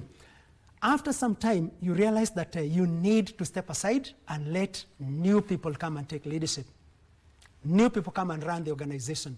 New people come and inject the new ideas. Because again, also, like I said, we are living in a world that is technologically changing very fast. There's the issue of AI. There's also the other aspects, like you mentioned, the climate change and so on and so forth. Now, if you're not abreast of some of these things, then they will overtake your company, so much so that you find that your company going to the doldrums within a certain period of time. So what is important is to ensure that there is continuous grooming of successors who can easily take over from you. The successor does not necessarily have to follow your ideas and your principles word for word, because again, the market dynamics may change or the market environment may change. It is important, therefore, that you stand aside. Of course, you need to guide up to a certain level, but you stand aside and you let the people who are coming on board to run the organization, so that there is clear-cut case of continuity in the organization. Secondly, now, unfortunately, also you find that some people who come on board, then they want to completely undo what their forefathers did. That is also risky, because there is a reason as to why the company, for example, like 3M has maintained its name, despite the fact that they're not doing mining. But they have continued to innovate and create innovate and be creative, so that they maintain that brand equity from then to now. And this is what would simply say that it is important, yes, to answer your question, that for success, unfortunately, we let success sometimes come into our heads, but we also need to realize that success is not perpetual. It's not going to be there every day. You need to also let others come and take over, so that they can continue with the organization. We cannot fail to talk about innovation and adaptability. In managing for success, where do they fall? It's critical, and that's one of the success factors for any organization that wants to move to the next level, be it an MSME or even SME, that innovation and creativity comes in very critical. Look at the Japanese companies, for example. The Toyota you may be having today is not the same Toyota that was there a couple of years ago. Every now and then they are innovating, and they always have a policy where they change the aspects to suit the consumer perception or the consumer perspective and the market situation. So innovation and creativity, very crucial. You may be having a product that is very successful today, but it may not necessarily be guaranteed it's going to be successful tomorrow. So you also have to keep innovating, whether it's in terms of the product, whether it's in terms of the processes, or whether it's in terms of the procedures. All are things that need to be innovated, so that we also embrace current technology and also current market dynamics. You know, success in a business setting is usually achieved by a workforce that is well motivated to achieve that. But even as such, let's say that success has been achieved. How do we maintain motivation, performance, and ensure that the well-being of the people that are under you as a leader? Thank you, Mike. It's not a very easy thing, but certainly it's something that is possible. Again, going back to the different types of leadership traits, there's one called servant leadership, where you take so much cognizance of the welfare and the wellness of the people. And once you blend in these aspects of bringing in the wellness and the welfare of the people, and then of course you're adopting the style of you are a person who is empathetic. You're leading by example. You are also feeling the people. They start thinking beyond you and thinking about the long-term goal of they need to achieve in the organization. For example, if you look at the late Nelson Mandela, you can imagine for 27 years he was incarcerated. But when he came over into leadership as the president of South Africa, he embraced the people who had put him in incarceration. And that now brought in that harmony where it was not me or we against them or them against us. So I think there is an aspect of maintaining that motivation in terms of being concerned about the welfare of the people, showing them and leading them by example, being empathetic, and also at the same time being a part of the team as opposed to the director or the person directing and saying, do this, do that, and so on and so forth. It's not easy, but obviously when you adopt some of these aspects of being empathetic, again also being agile, these are things that can help in terms of maintaining a motivated workforce. Can we also say that it's also a way of cultivating trust and accountability for organizations? Certainly, yes, Mike, it is. Once you cultivate that trust and they know whatever the circumstances, even if I make a mistake, my leader knows that I've made a mistake, not deliberately, but I've made a genuine mistake. And therefore, I will not be punished for that. And once people then trust you, have trust and faith in you, they start even becoming even more productive. They start even becoming more motivated, and they know I'm not going to work simply because Mike will be looking out to see whether I've come to work, but simply because I need also to be a participant. I need also to help in terms of the work that we are doing.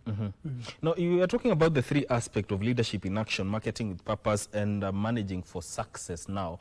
How do they tie together now to give a very resilient society or a thriving business or a governance structure? Thank you, Mike. It's like a loop. We talked about the leadership in terms of we have the leader. Yes. The next loop we've talked about is marketing with a purpose. And the third one is marketing, managing for success. Managing for success. Now, when you look at the leader is at the apex. Is a person who is a vision carrier. Yes. Is a person who is also concerned about the mission of the institution or the organization in terms of day-to-day activities. But all these have branches, and all these have, like what we would say, maybe lines, dotted lines, to say managing with success, to say marketing with a purpose. Now, when you look at the leader, that forms the apex. But these other two aspects also are very critical, because the leader is not simply just there to give directives and to give directions in terms of what needs to be done. But the leader is part and parcel of the same loop that we talked about for the three aspects. And so if the leader is leading with purpose, if the leader is leading in a way that they are also taking cognizance of the consumer or the customer, if the leader is also looking at supporting the shareholders so that they get value for money, then that certainly creates an aspect of success. But at the same time also, it is done in a way that you are taking cognizance of the end consumer, and therefore it's done with marketing purpose for purposes of ensuring that there is a future today and a future tomorrow. So I would say it's more or less like a loop, all tied towards the apex with the leader. Yes. Your final remarks? Even in times of challenges, I think it is important for us to embrace different aspects of leadership traits that will help in terms of delivering results, in terms of bringing success, whether it is in the corporate world or whether it's in the private sector or whether it's in the public sector or even wherever it is. But it's also important to remember that even as leaders, you continue to grow and to develop. It is not something that we can say you are inherently given or born with. It's something that you can also improve on. And the way to improve on is to continuously study, continuously look at examples, whether it is local examples, whether it is international examples, whether it is regional examples, and look at leaders, because you can easily point out, if today I ask, which MP is performing very well? Anyone can say, maybe so and so.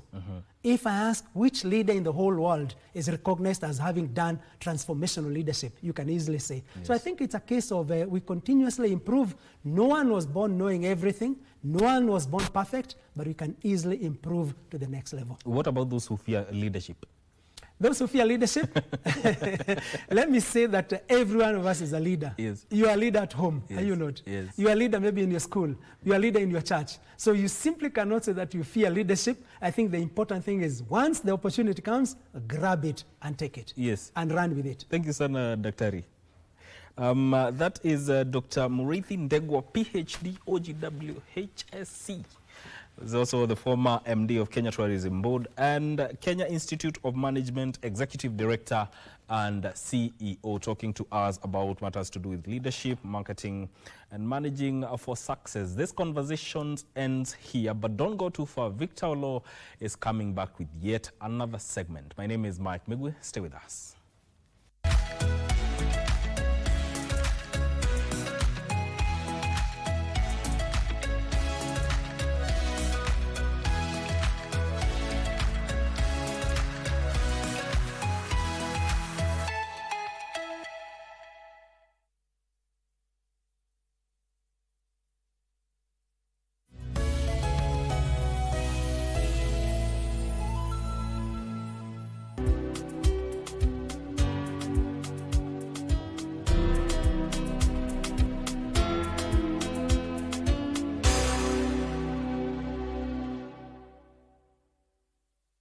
wekundu wa kita.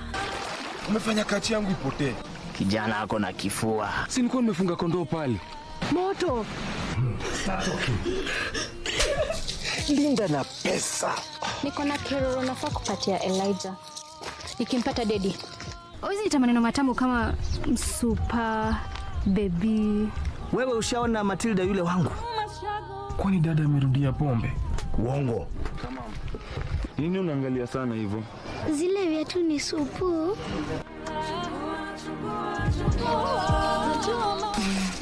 Cindy, baby girl. Target itaepa. The world of governance is vast and can be alien to the ordinary man on the street. Critical issues are going to be discussed. From white papers to policy positions, it is easier to get lost in the labyrinth of words. Inside Government takes you to key global metropolis where critical decisions are made and where policies are crafted. We interview policymakers and senior government officials to highlight and enumerate government policies and projects.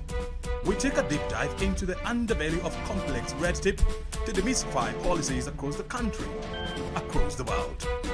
Join me, O'Brien Kimani, on Inside Government, only on KBC Channel 1. Mimi tangu lini nimetoka nyumbani pira ninia ndani nikuje nifae company. Sasa mimi hawezi kujua mara ngapi, lakini siku ile sisi lisika wewe ilikuwa tu pengele. Hata uoni haya kutembea bila mimi kiketu sisi hatufahangi ile ndani. Sasa kwani kuna makosa gani? Mimi vile uliniona nilikuwa short but round. I was just like that. Like that na ya kampuni tu peke yake. Sasa hiyo ni pi. Imagine. Kulingana na uchunguzi ilijulikana kwamba biashara ya kuiba nguo na kuuza haukuanza jana ama juzi. Sasa hiyo kielele umeleta mpaka huku utaongeza madaraka.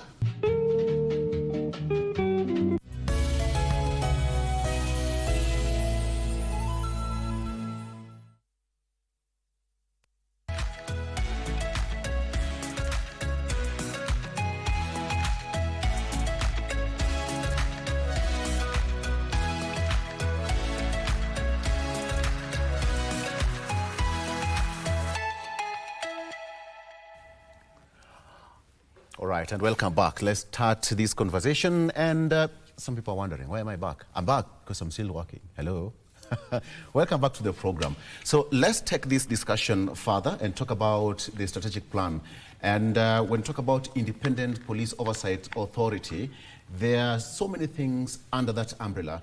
And today I'm privileged to have the Vice Chairperson of IPOA, Ms. Anne Wanjiku, to talk to us on a lot of issues when it comes to IPOA. There you have her. Vice Chair, good morning. Good morning, Victor. And this is Good Morning Kenya. Thank you for having us as Karibu IPOA. sana. Asante. Karibu sana. Asante. It's a big day. Let's start where we should. It's a very big day for you as IPOA. Just tell us, the strategic plan is happening, and I know you've had so many sleepless nights ahead of today. Yes. Thank you very much for having us as IPOA. Yes. And Good Morning Kenya. We are launching our strategic plan today. That is 2025-2030 at KICC. And it's a big day for IPOA because we are shifting from what we have always had as an organization to now mwananchi-based kind of strategic plan. And this is linked to our key strategic areas. And our focus in one of the strategic areas is on partnerships with the citizens and also with other organizations for us to be able to get to fulfill our mandate as given in our IPOA Act and also in the Constitution. Yes, so that is the difference we have between this strategic plan and the other strategic plan that ended in 2024. Yes. So perhaps you can just tell us more about the plan itself, what you're planning to achieve in the next, from 2025-2030? Yes. Some of the key highlights that you are focusing on that you want to achieve. So thank you very much. So this strategic plan, as I've said, it will be citizen-based. And we have 5 key result areas. One of them is to enhance police accountability. And to be able to achieve this, we are looking at working together with the National Police Service, to ensure that in their act, that is Article 15, yes, it talks about community policing. And we have been in conversations with the IG to ensure that the members of public get into the policing space. That is at the OCS level, we have community forums. At the county level, we have the county oversight authorities, which will now culminate to the IPO. And the advantage of having civilians coming into the policing space is that the crime will now be brought from the community to the police. We will have also the citizens ensuring that they are also safe in their homes by having different mechanisms, including working with the Ngao, the provincial administration, to ensure that what is required of them in terms of security is achieved. So that's what we are pushing in this strategic plan. And also when we look at our ratios in terms of policing, we have around 120,000 police officers, vis-a-vis the around 55 million Kenyans. So it means one police officer is policing around 600, and the ratio is 1 to 350. So for us to be able to achieve that, because of the budget constraints and all that, we need wananchi to come into the policing space. So that is one of the areas that our strategic plan is looking at. The second one is on enhancing public trust. We see on our social media handles, whenever we have a communication as IPOA, there is a lot of negative comments that come in. And we have sat as a new board and realized where the problem is, and one of them is on feedback. And we are improving on our feedback mechanisms. We have on our website now a chat box where someone can report if their case has taken long, and there's instant feedback within the same day on the progress.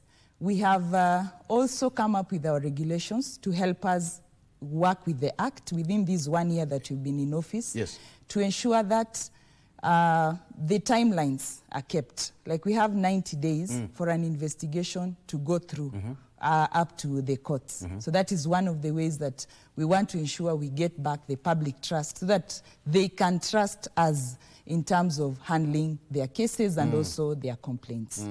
The other area that we are looking at in the new strategic plan is improved strategic partnerships and engagement. And that is why, since we came into office, and I've brought greetings from my chair, Isaac Hassan, the former IBC chair, and the board, and also the whole authority. When we came into office, our first meeting was with the CJ. And we met her specifically to try and fasten our cases which were in court. And at that time, we had around 234 cases. And we were in discussion with her whether we can have a case specifically to handle police matters. Because police matters are matters of public interest at any given time, so that we can have justice within a very short time. We understand the judiciary is also constrained, and that's why the wheels of justice really grind slow. We can have a case in the courts that might take even 6 months to be done with. So we were in discussion with that. We also met the ODPP, because we also have cases there, around 280, that are yet to be taken into the courts. 280, that's a big number. It is. It's a big number. Going back to which year? Going back to 2021. Yes, because for this particular year, in ODPP, we have 171 cases for this year. So that is the backlog that we were talking about, that we found when we came into office. So some of them... Do you have a timeline? Do you have a timeline to bring down this number? Yes. Perhaps from 171 to something? Yes, we have a timeline now that we even have the regulations. Yes. And currently, we have an officer from the ODPP, one of the prosecutors, specifically handling our cases. So out of that meeting, when we met Igonga, we were able to get an officer specifically handling IPOA cases. So therefore, we are now, there is that, the back and forth, if there is terms of documentation and what, it's faster than it was. Okay. Recently, we were also able to meet the Commission on Administrative Justice. They handle complaints from public offices, from citizens on behalf of public servants. Yeah. So some of our cases we refer to them because they involve administration issues. They are not serious crimes. So we work closely with them. So we met them, and them, in terms of powers, their summons are more respected than ourselves because they are taken as law. So our hours we just summon, but them you have to. You saw recently they even summoned the judiciary. Yes. Yes. So we want to work closely with them, especially with cases where we have tried to summon the police officers and they have not adhered to our summons. Just on that, yes. Does it really give you a bit of some constraint now that you don't have prosecutorial powers? Yes.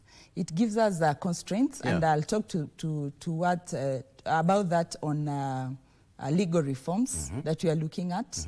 We are looking at reforming some of our parts of our act for us to have, for our investigators to have same powers of a police officer.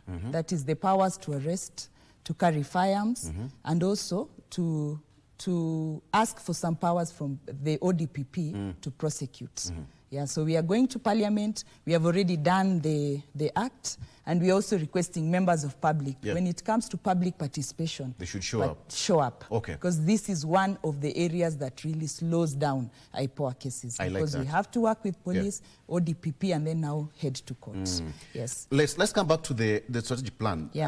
How different is it? The one you're launching today at 10 a.m. Yes. Have you borrowed any from the previous strategic plan? Yes, we have borrowed some. That is on police accountability and also on strategic partnerships. But this area of public trust and the use of outreaches and going back to the public to form part of policing is a new area that we are looking at as the new board. And what has informed this is from our research and the trends that we are seeing. All of us have seen the escalation in terms of the youth and also the police. It has been building to very dangerous levels, such that when something happens and it involves a police officer, the members of public don't feel safe the way they should feel. And the only way we can bring this down, we can de-escalate this, is by ensuring that our police officers are working closely with the members of public. Because there are so many good things that police officers do. We cannot live without them. But when it comes to public order management and there are deaths involved, when we have deaths in custody, the members of public can no longer trust them. Why? So we want, because to me and to all of us, when you're in custody or in a police cell, it should be the safest place. We even see the big criminals like the drug barons, they are kept safely in the cells. They even put in solitary cells so that they are not accessed. So when a member of public, like the case that you are recently handling of Ujwang, dies in police custody, that should never happen in a country which has had independence for all this time. Absolutely. Yeah, so those are us areas that you're looking at. The other new area in our strategic plan is data and knowledge generation and management. Perfect. So we have been we are in an era of AI and ICT. In the better plan, we are talking about the ICT superhighway. So we are therefore improving on our online and presence and also the website, whereby it's very interactive, as I've said. And when you report your complaint online, you can now be able to get a feedback through an SMS system. I get it. And as the case moves, you are able to also be informed. That is what we are working on as the new board. Okay. Yes. You've been in office for 1 year. Yes. How has it been? Being in office for 1 year, especially for this board, it was baptism by fire. I get it. Because we came into office when we had cases of enforced disappearances that could not be explained. That is the time we got into office. That is last year in December.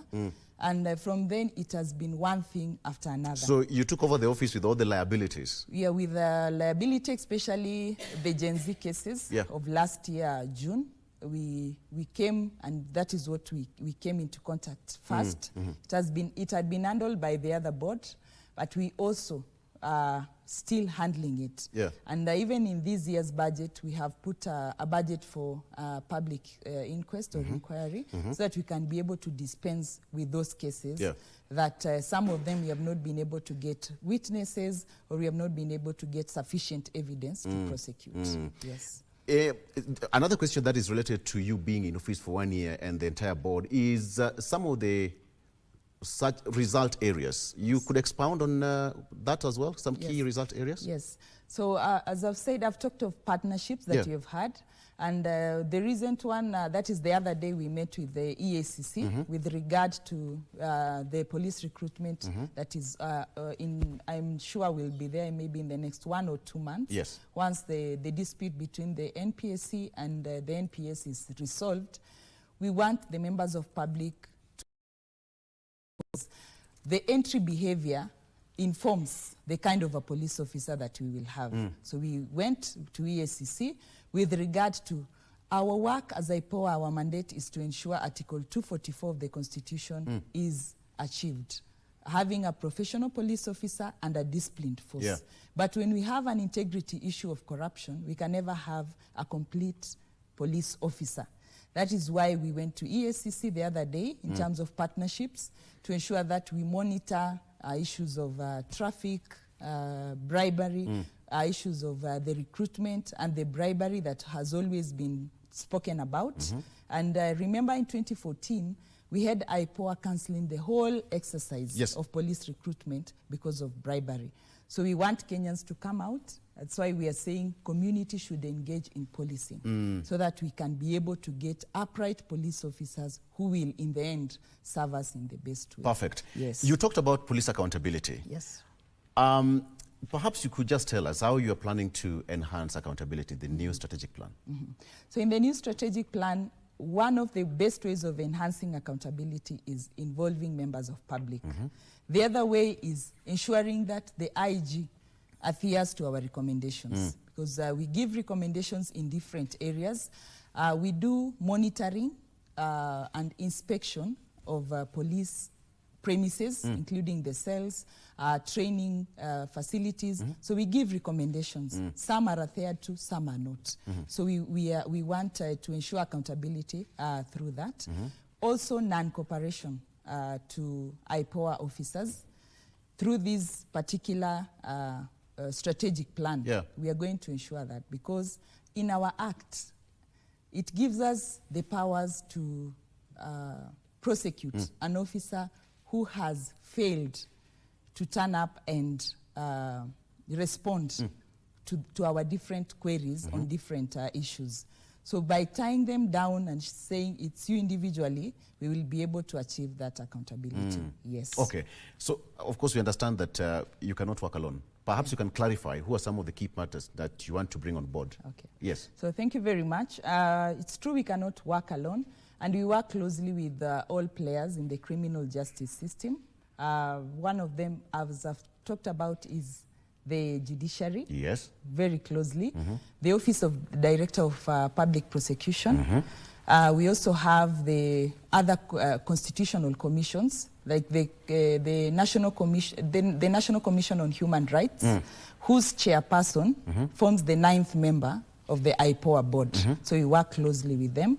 And then we have EACC, we have Parliament, and we have the members of public who form part of the community that we work with as IPOA. And we have a very key partner who is the non-state actors, the civil societies, especially those ones along the human rights corridor. We work closely with them. Yes. Okay. Again, let's talk about efficiency and effectiveness in discharging your mandate. You have a lot of work to do. Correct. What are you focusing on and the new strategic plan to enhance this? So we have a key result area on that. And how we are focusing on it is by bringing services closer to Mwananchi. We have introduced an aspect of Huduma desks that we have never had.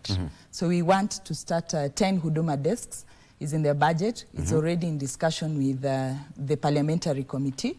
And that's going to be spread across the region, across the country? Yes, in areas where we are not there. Okay. We are in Mombasa, we are in Garissa, Nyeri, then Meru, Nakuru, Eldoret, Kakamega, and Kisumu, and then Nairobi. So we have 9 regional offices. So you want to add more? We want to go into areas like far-flung areas, like Lodwar, we'll have a Huduma Center. Then we have a new office coming up in Mandera. So the 2 new offices have already been approved in the budget. Great. That's how we are going to ensure effectiveness. And the other one, I've spoken about feedback, which is key. Most of the comments that we had, that we were able to analyze in terms of customer feedback, were on no feedback. Like we reported a case, we don't know what is happening, and this has been from members of public and also from police officer. They say, you came, you took my statement, I don't know if I am guilty or not guilty, but there is no feedback. So we are ensuring feedback. When there's feedback, there is communication, and therefore there is effectiveness and efficiency. Yes. You have a lot of work to do, Yeah, clearly. we do.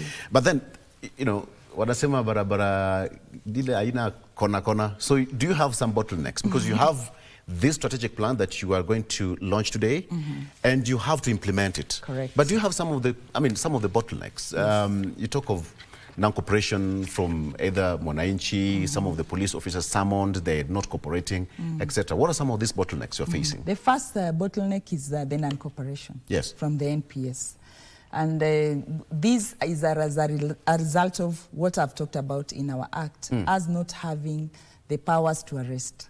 Because if we could have the powers to arrest, we would go to those officers like they just PSCC say like, and whatever, arrest. then they move on. Yes. Yeah. So the non-cooperation is an issue, but we have cured it, as I've said, through having fines towards officers who will not respond to us. You'll be seeing that. Our lawyers, we have a total of around 22 lawyers, will be going to court towards those cases, because we have realized most of those cases form our backlog, and therefore do not allow us to implement our mandate.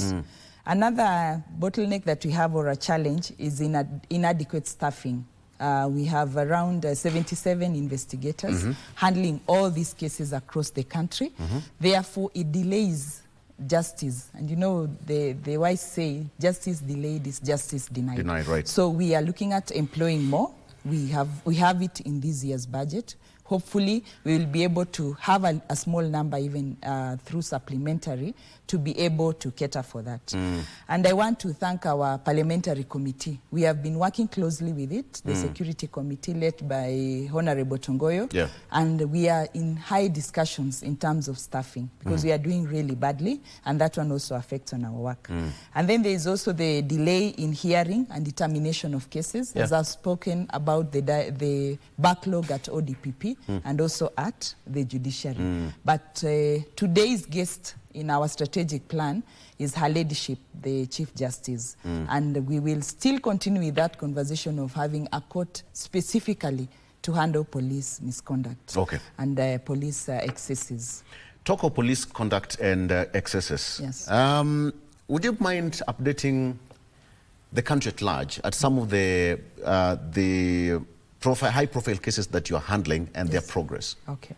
So thank you very much. We have high-profile cases. I think the recent one that was in public domain was what happened in June of the young man called Ojuang. Yes. It's a case which is still in court. On 30th this month, we have the suspects going back to court for bond hearing, and that is one of the cases that we are closely monitoring, and it's very clear that as IPOA we are opposed to bond, because we are still getting more evidence towards what transpired. Up to now? Yes, we are waiting for very important information from Communication Authority of Kenya to determine the issues of the con log and all that. So that's one of the cases. And we are happy that the judiciary has, and the ODPP was able to prefer charges very fast to as soon as we finished on the investigations. And that case, we believe the young man will be able to get justice, because that is our case as IPOA. The case of Rex Masai you saw. Yes. We were having a challenge in terms of witnesses. There is one journalist we were looking for, and we were able to get him, and he was able to give his evidence or his part of the statement. So we believe that is also another case that will be a breakthrough to us. The case that has attracted a lot of even international media and also other bodies. And it's a case that we are very keen on it. It went into an inquest, but I believe it's almost over. Vice Chair, would you please just assure Mwananchi that as IPOA, you are going to put your best foot forward to ensure that Mwananchi gets justice? Because some of them, you talked about trust deficit. So when they run to IPOA, they know they're in some safe haven somewhere. So thank you very much for that question. I want to assure Mwananchi, Mkenya, ya kwamba the IPOA that we have now, the new board, will ensure that you get justice. And apart from getting justice, we want to have a police which is professional and also a disciplined force. That's why we are calling in Mwananchi to participate in policing, so that you're also able to bring these issues to us very ready, and you also have the evidence and all that. But as a board, we are committed to ensuring that we will have a disciplined force. And for those ones who have been able to go into maybe police excesses and all that, will get justice. We want to thank the President for the recently formed compensation committee. Yes, for the victims of police brutality. Yes, so we believe that will also be a deterrent to having such, because the government will not be using money towards that. And what is the role there? Just so to ask. Yes, so the IPOA role is first of all giving of raw data and any other role that will be called into, because we are the ones who have those cases. We have the names of all of our Kenyans who have died in the hands of police officers. And some of them are cases that we have even gone into postmortem. We have done ballistics. So we have all these evidences that when called upon to give, we will be able to produce at the right time. And any other role that will be required of us to play. Yes. And finally, I mean, this story here on the front page of the Daily Nation, we can't just run away from it. Police recruitment saga, MPs to give 2-day deadline. There are two agencies, that is the National Police and the National Police Service Commission. What is your take on this, Vice Chair? The National Police Service Commission, we work closely with them, and part of their membership is the IG and the 2 DIGs. Yes.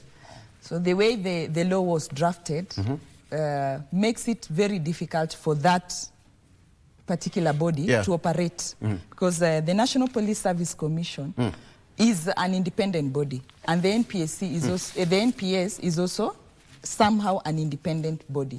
So the two of them coming together, you saw even the issue we had of payroll. Yes. Because the NPSC constitutionally and according to their act, they are the personnel of the police. They are the recruiting. They are the ones who are supposed to take care of the HR bit of police. So when now we have again the NPSC, the NPS being part of them, it somehow, to me, forms the conflict. So until they agree, you saw even we were in parliament with them. I was present, I represented my chair on the issue of online recruitment, which has raised a lot of questions. The accountability, the transparency. Whether the system will be able to handle the big number in terms of piloting and all that. And I think we are now past that, because the parliamentary committee said we are not ready right now. So we are going the normal manual way. So they have to sit down and agree on who is to recruit, so that we can move forward and recruit. And I hope, as it has been said, within the 2 days, we can be able to have that. We are having an acute shortage, as I've said. We have 120 police officers, but we have had those ones who have died. We have those ones in custody. We have the ones who have resigned and all that. So we have maybe the ones who are currently working might be around 80,000-90,000, which is a very huge shortage in terms of... And they're now planning to recruit 10,000 more. Yes, which is still a small number. What's your proposal? For a proper functioning of the police, I've said the ratio should be 350 to 1. Yes. So unless we recruit, which the budget cannot allow, around to have a total of for 55 million, we'll have around how many? To have 350. Yes. That's what we should be looking at, okay. which will be a very big number. It could be around 60,000, and the budget right now cannot allow that. Yes. Okay. So we'll just recruit that way, but for the best way of bringing down the gap between the police and the members of public in terms of policing is for the members of public to be involved. I was reading about the history of South Africa, where we have a similar body like IPOA called IPID. The community is so much involved. We have these community forums, some chaired by professors, the OCS is there, the area chief is there, and then we have professionals, the church leaders, the youth leaders, the women leaders, all of them engage into policy. So if we can have that up to county level, even the rates of crime will go down. So there is hope? There is. Absolutely. There is hope. All right. Yes. And we should be really proud as Kenya. Yes. We have some of the countries in Africa cannot even allow such a body to exist. So our constitution allows this, allows us to enjoy a lot of rights, and we are here to protect and ensure that. Thank you so much. Yes. You have a long day ahead of you, yes. and we wish you all the best as you launch the strategic plan 2025, 2030. We are so sure that we'll call you back so that you can tell us what is expected of you moving forward. Thank you. Call us back. Asante. And I'll take back greetings to the chair. Please do. So that we have enough Please time do. to discuss on our mandate Yes. and all this. They also want to officially invite you. You've complained you have not been invited. I have my official invitation. So if you see me at KICC, please, from the... For the launch and Yes. all the media houses, Asante. welcome. We'll have a very good discussion. Thank we you. have ambassadors present. We Great. have PSs present as we launch this very important document. We will be there. Yeah, thank We'll you be very there. much. Asante sana. Asante sana. That is Ms. Anne Wajiru, who is the Vice Chair of IPOA, talking to us the strategic plan 2025-2030. Let's take a break. Vivian is up next. Stay with us.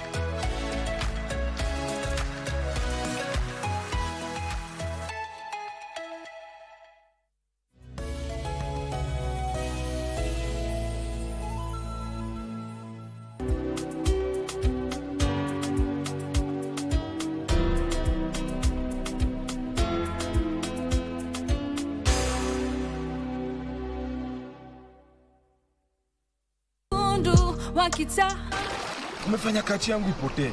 Kijana ako na kifua. Si nilikuwa nimefunga kondoo pale. Moto. Start talking. Linda na pesa.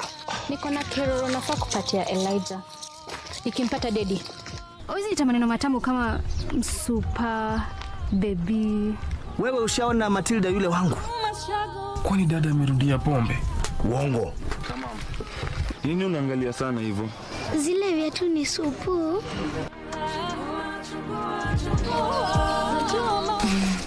Cindy, baby girl. Target itaepa.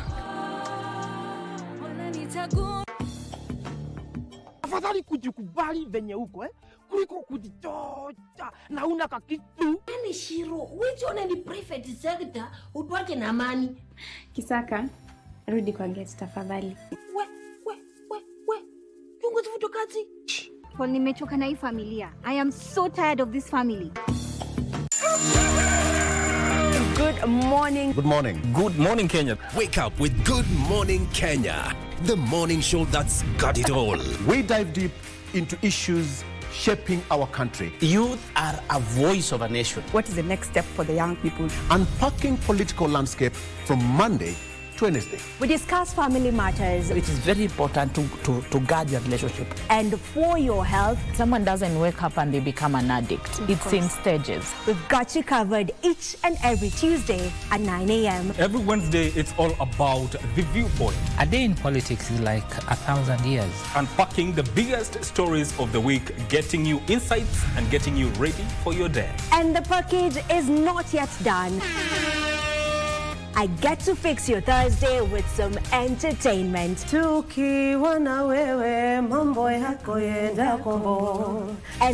Thursday, it is. Good morning, Kenya. We shape your day. Good morning, Kenya. Every weekday morning on KBC Channel 1.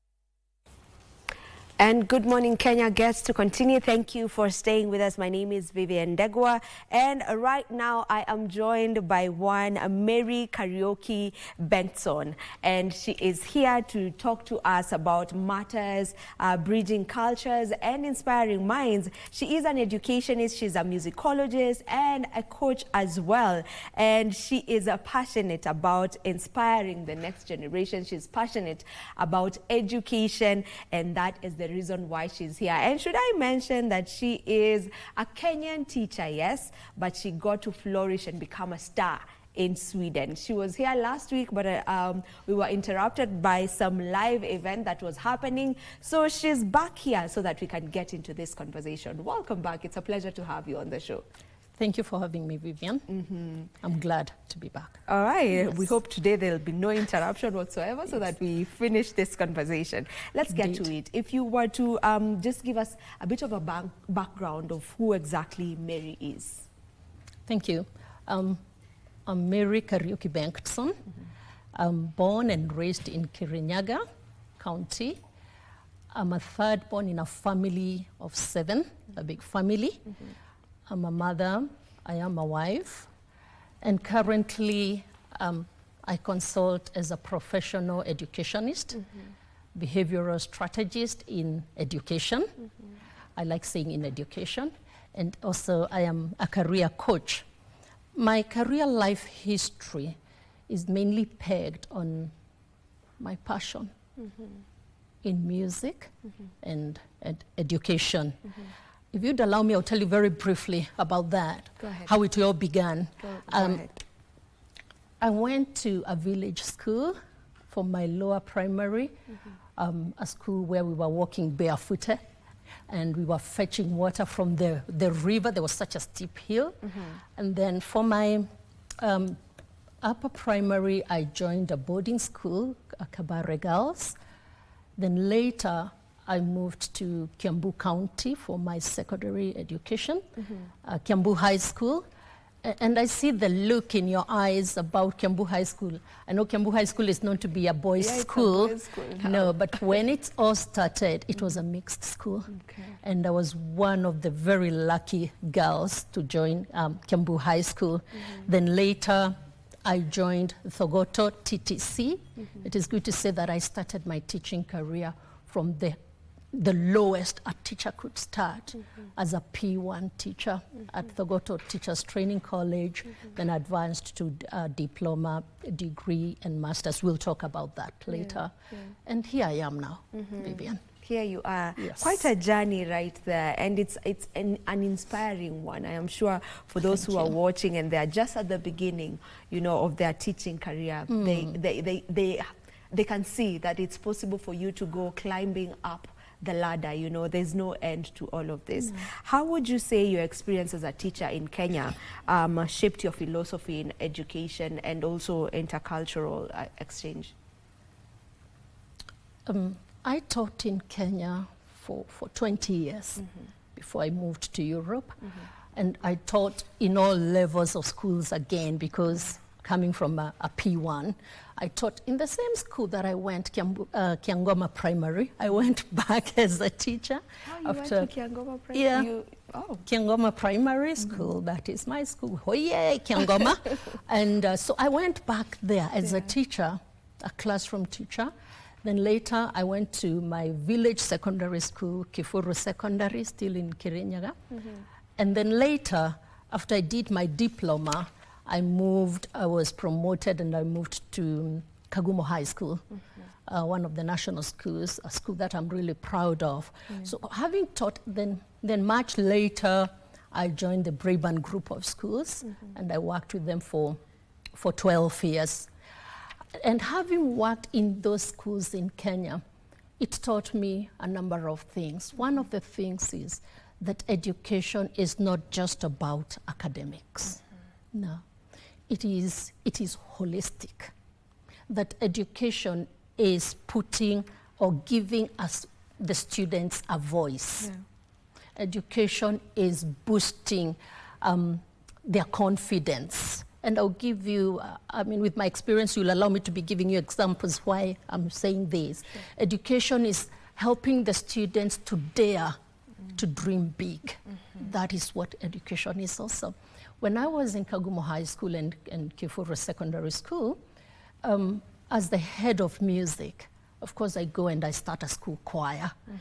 And I'm happy to say that in those two secondary schools, they had not been to the National Kenya Music Festival.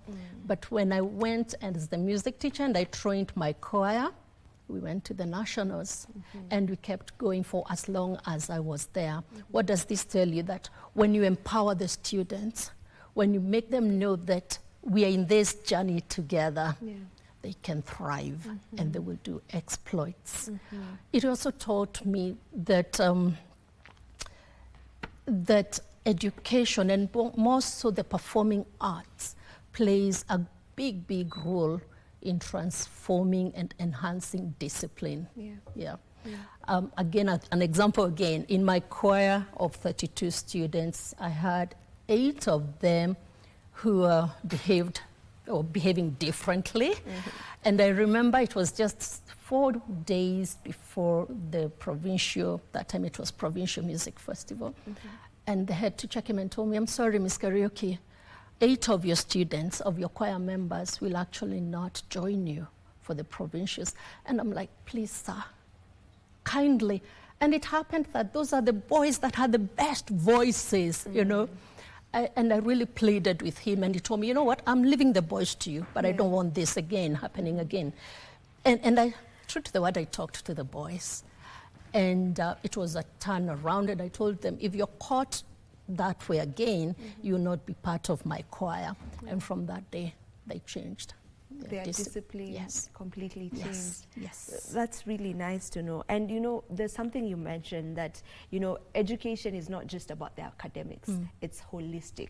And that's how we should be looking at it. Now, the new curriculum that's CBE in the country at the moment, that is more of what it is pushing, if I'm not wrong. Maybe if you could just get into that a bit, you know, share your thoughts on the new curriculum, Kenyan education curriculum, that is CBE. I know it's a whole topic, you know, that needs time on its own, but if you can just, you know, shed some light on your thoughts on that.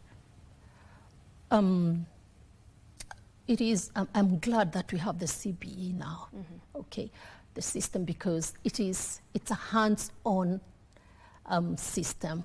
It is a system where it is not just about facts.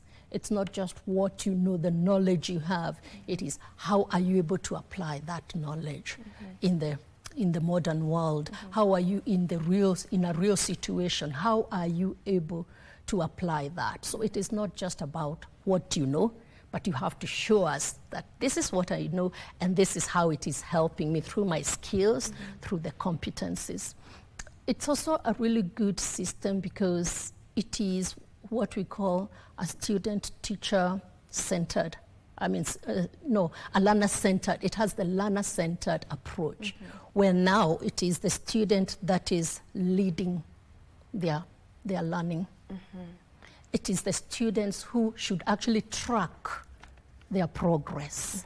It is students who should be given choices on how they want to learn. The teacher is no longer the authority person. Yes, they still have their place as a teacher, but in this system, the teacher is a facilitator. And what the child, it's a whole topic. We can talk about it at another time. Yeah. But the teacher is a facilitator. The teacher is just a guide. You know, this is how we are going. All right, then choose the way you want to take. But I'm right here. If you need my help, I'm right here. So it's a good system. Yeah, so Let's embrace it. Let's embrace it, and let us give it time. It could be having its teething issues. But with time, we will be happy that we embraced it and had the right mindset. Yeah, so from your point of view, it's a good system. It is a good system. We're in the right direction. Yes, and it also, sorry, allow me to say something else.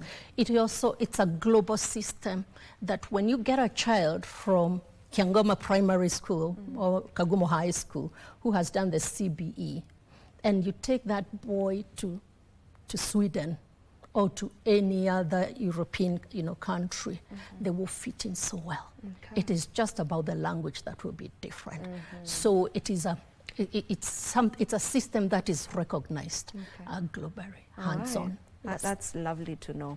Now, I want you to take us through the journey of you now leaving Kenya and going to Sweden. You know, you mentioned you were here as a teacher for the last for 20 years, and then now you had to relocate. Yes. You know, if you can just give us that transition, how that was like for you, as you also get to talk about the difference in education system. I know you've mentioned it's not much of a difference, but if there are some differences that you can mention from that. Let me start with my journey.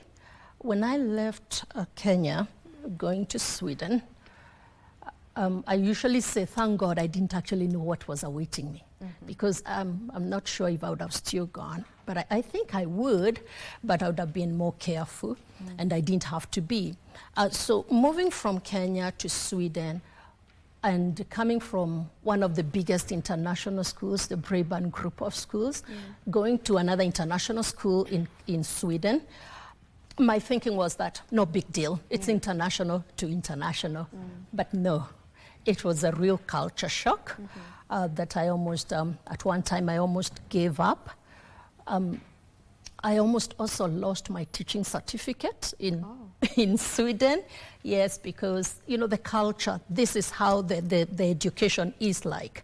And I am going in with that in mind, that I'm an international teacher, so I know how to go about it. But it was very, very different. And I did something, I asked a student to stand at the back of the class, which you should not, and I almost lost my teaching certificate. So it was not easy, but I had a very open mind, and I was determined to make it. I am already here, and I am here, and I'm here to stay. I also thank God for my prayerful family back in Kenya, my parents, my dad, and my siblings, and the rest of the family, and also my husband back in Sweden, who really supported me and told me, you know what, you can make it, and this is how to go about it. Believe in yourself. It is well. Be patient with yourself, but it will be well. So I thank God for my husband also. So in the school, after I taught for 2 years, the head teacher saw the potential in me, and she made me a line manager. I was in charge of a whole section, the year 7, 8, and 9. So line manager is? A line manager is someone who is like a supervisor between the teaching staff and the head teacher. Someone like head of department is a line manager, head of VIA, head of academics,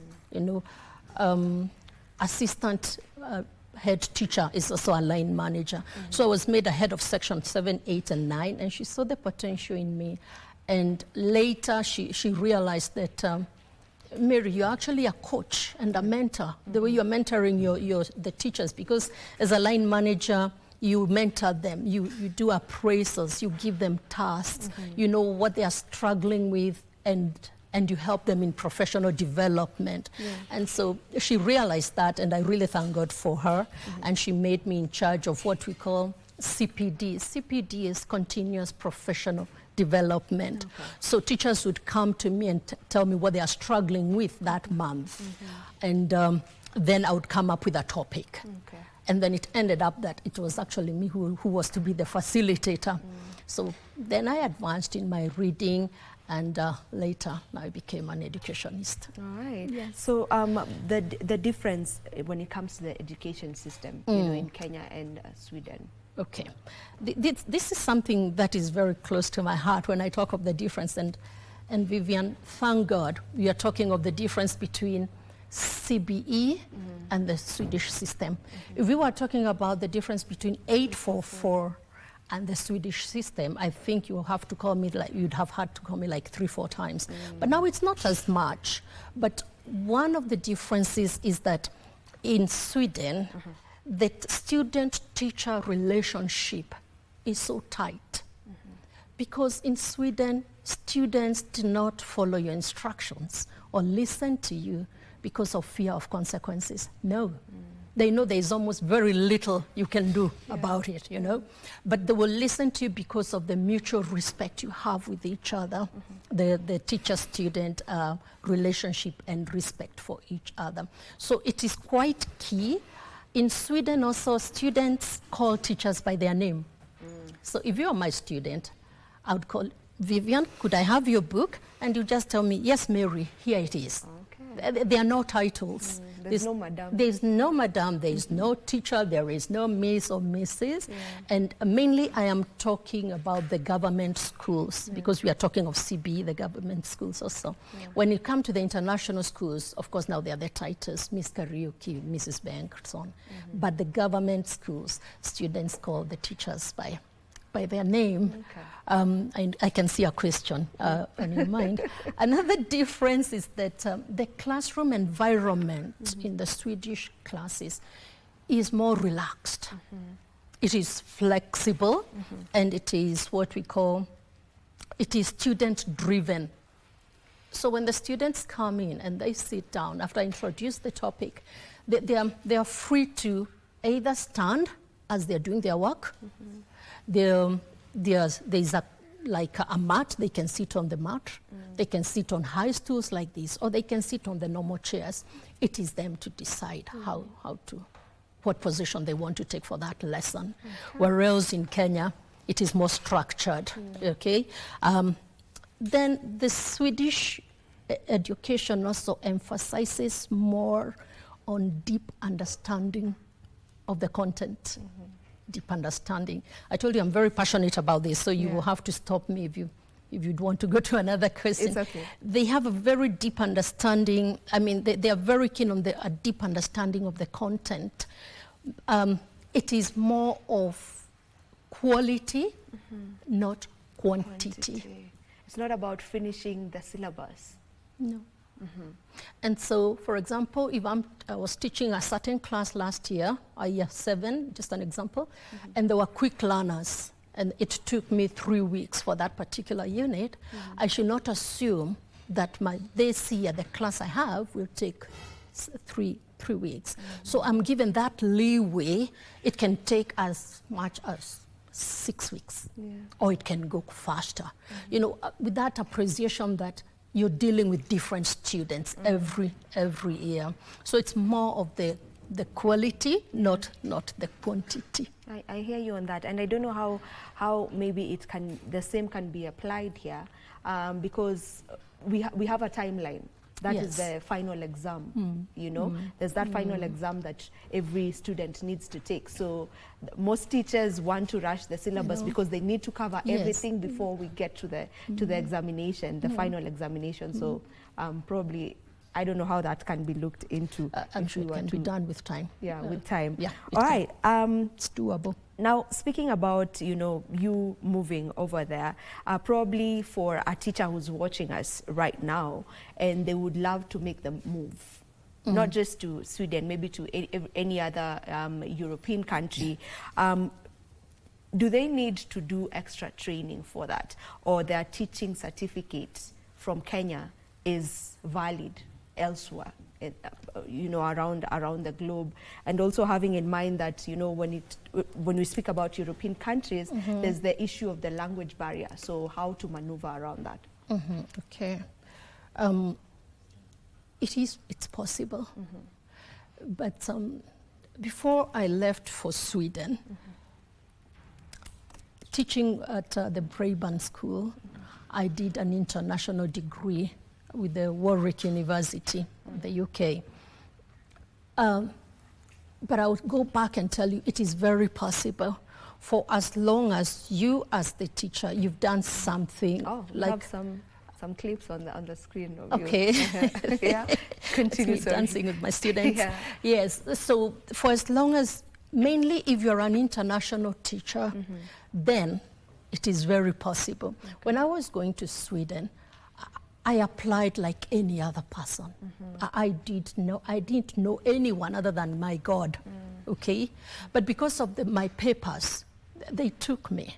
So it is all about your papers, about the language. Of course, when you go to the Scandinavian countries, and they are very selfish with their language, you first go to an international school. So I went to an international school because the international schools, you teach in English, okay? Yeah. Until you're really comfortable with the language, then now you can go to the government schools. And again, I hope I'll not be beaten on this, which are actually really good, the government schools. They are better. Okay, I don't want to say they're better, but they're also quite good. Okay. So when it comes to language, the first thing is that you join the international schools that use English. Then later, with time, you develop yourself. And remember, education in Sweden is free. So, or the Scandinavian countries. So when you go there, you start learning. It's a requirement, actually. Yeah. You start learning the language. Okay. Yes. All right. So even speaking about that, then there's the topic of brain drain that comes up time and again. Why we're exporting, all these great brains outside our country. Who are we leaving back here? We are draining our nation, brain-wise. So what would be your take, or what's your thoughts when it comes to brain drain? I would say the most important thing is, why are we losing them? Or are we losing them, or actually they are going out there and coming back home, to do something? When it comes to the brain drain, it has two sides. There's the positive part of it. Yeah. There's when you move to another country, you gain new skills, maybe that you were not able to gain here. You become more exposed. You maybe, if it's like with teaching, maybe, and I would say maybe, you get a better pay, but that's not always the case. No, we have actually schools in Kenya that are paying much more than schools in Europe. So it depends on where you want actually to go. Yeah. But if it is about money, we have those schools right here. But it could also be family. Yeah. Your family is there and you need to join your family. But also when you move, the other positive thing is that you also create jobs for other people. I am a teacher by profession, and when I moved to Sweden, I believe I helped another teacher to step into my shoes. I'm also creating a job for someone else. It's good to look at it very positively also. Yeah. Then when we go out there, when they go out there, many come back and to serve the country. And I am one of them. Here I am, serving my country and more exposed and with more information on how to help in education. So it depends on why are you moving. Yeah. Have I answered your question? Yes, you have. Okay. Yes, you have. Very much so. Now, when you have a consultancy, right? Yes. That is the education teacher-centric consultancy. How did it come to be, and what exactly do you do with it? When I was in Braeburn and then going to Sweden, I realized that in schools, many people, without naming names, are really very keen on how is the student, how are the students performing, okay? The second question will be, what about the parents? Are they happy with what we are doing? But rarely do we ever get the question, and what about the teachers? Rarely. And so when I moved to Sweden and I realized that, here again, here are the teachers, we need someone to walk with us. Because let me tell you, Vivian, teaching is a tough job. I can imagine. It is tough. Imagine yourself as a parent with 2 children, and many times you look forward to when schools open, they go back to school. What about that teacher sitting with 30 students, day in, day out? Teaching is not easy, and no teacher should actually walk this journey alone. Okay. So I want to be that support to the teachers because I have gone through it.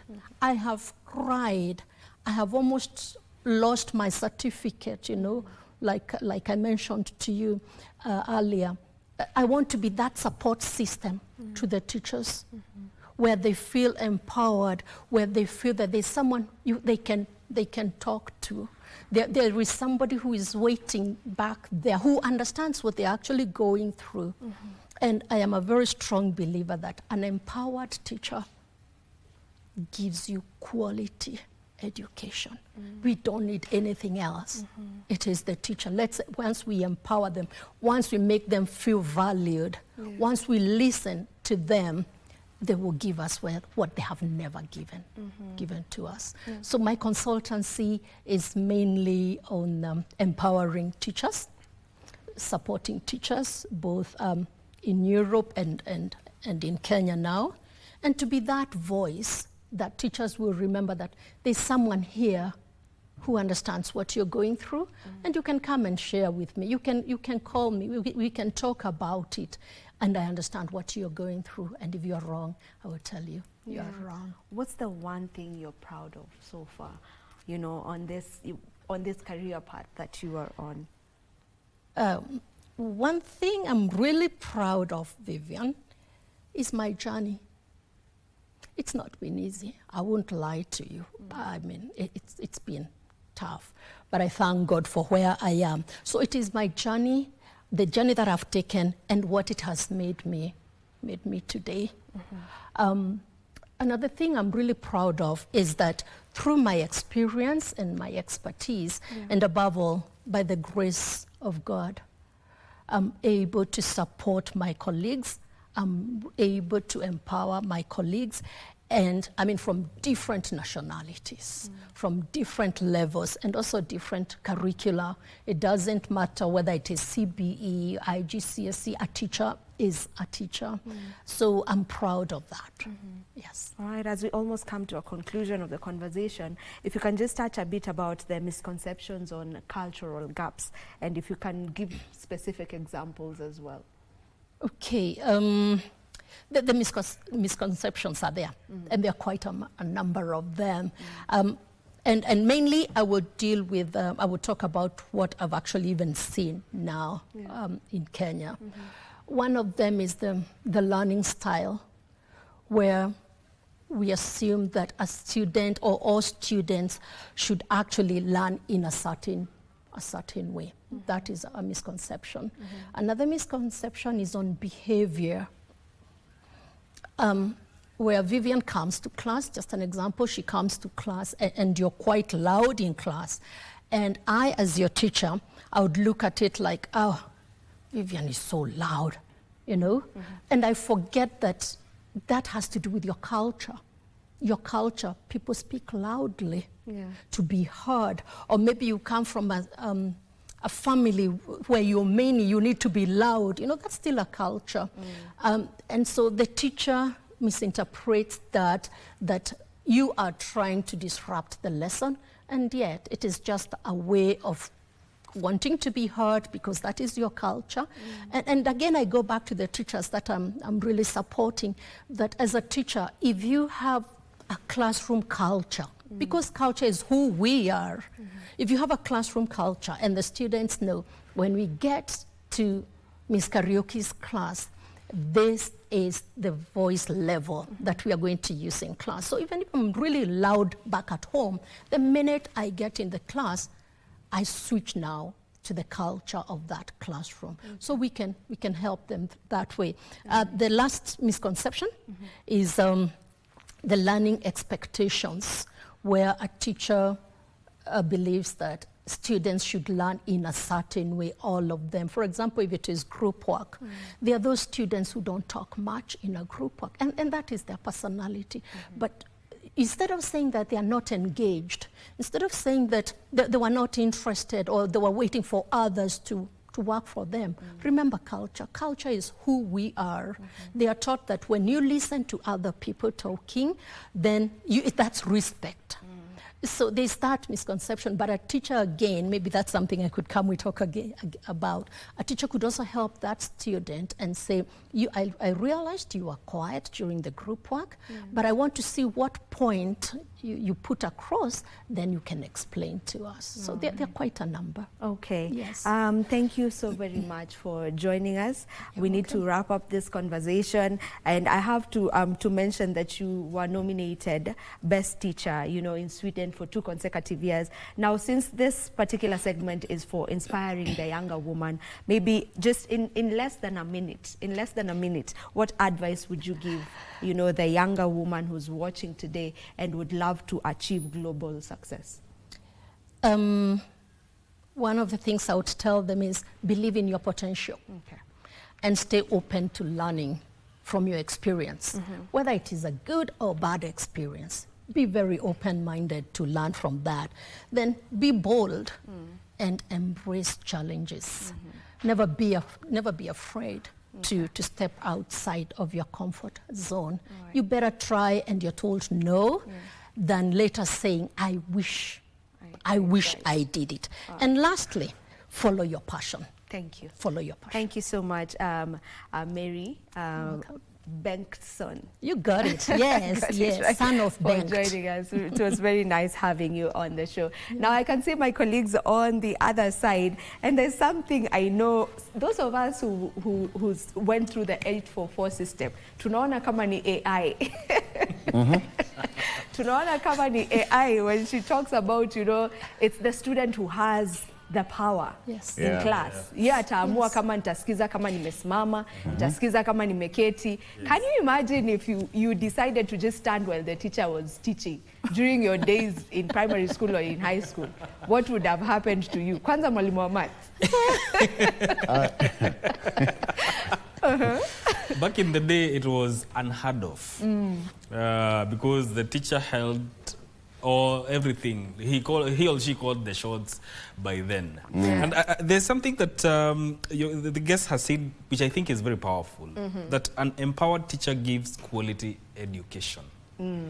That is very much true. Yeah. Because if the teacher is empowered, working in a good environment, there's nothing hindering them from giving the child the best that the education can offer. Yes.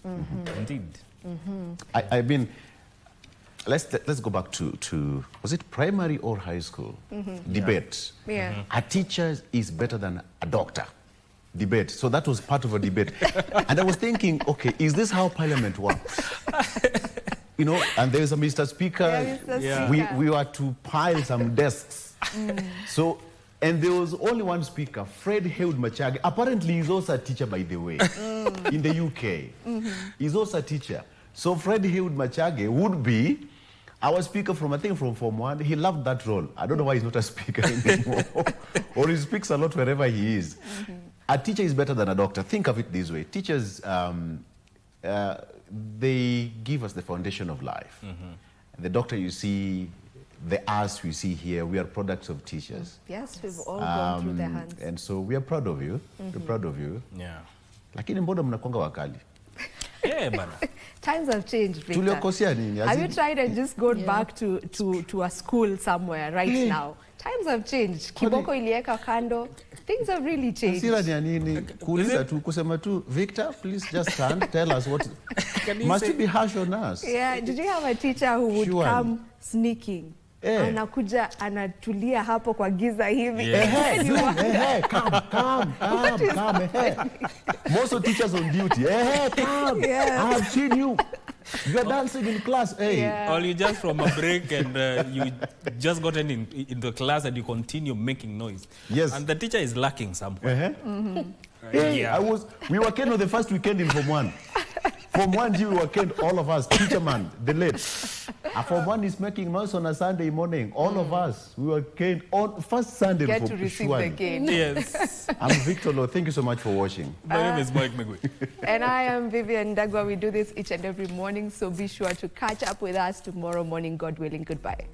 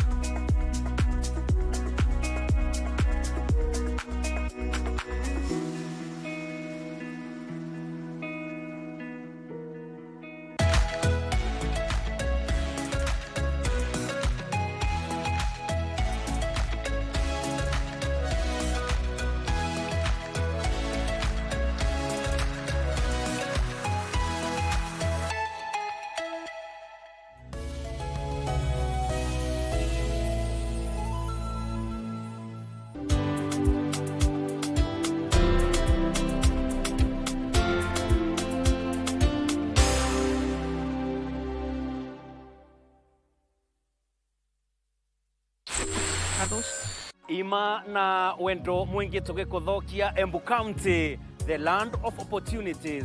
Kambunene ya Ngemi FM mushie worata. Twegagure na kamweza kama vyumeto.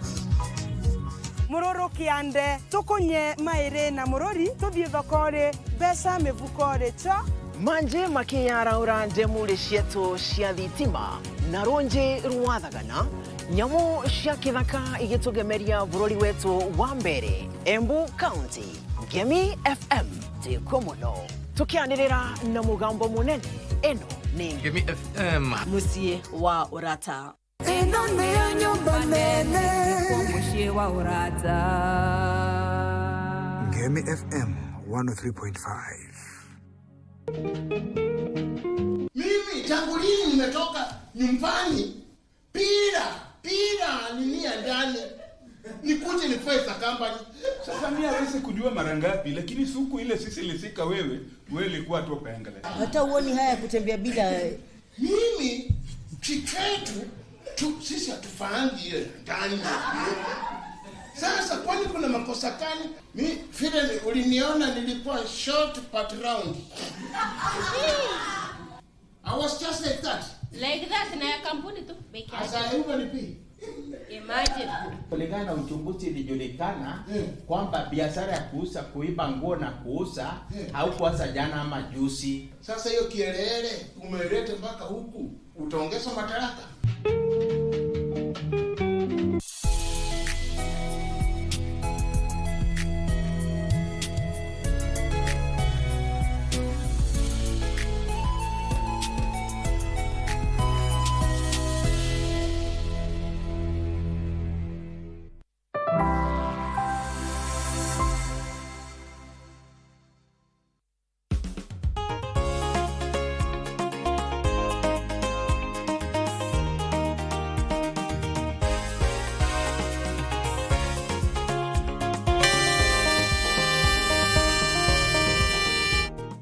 We must never forget where we have come from, and the time has come, over a century later, to write a new story of Kenya's historic progress on the tracks of railway connectivity.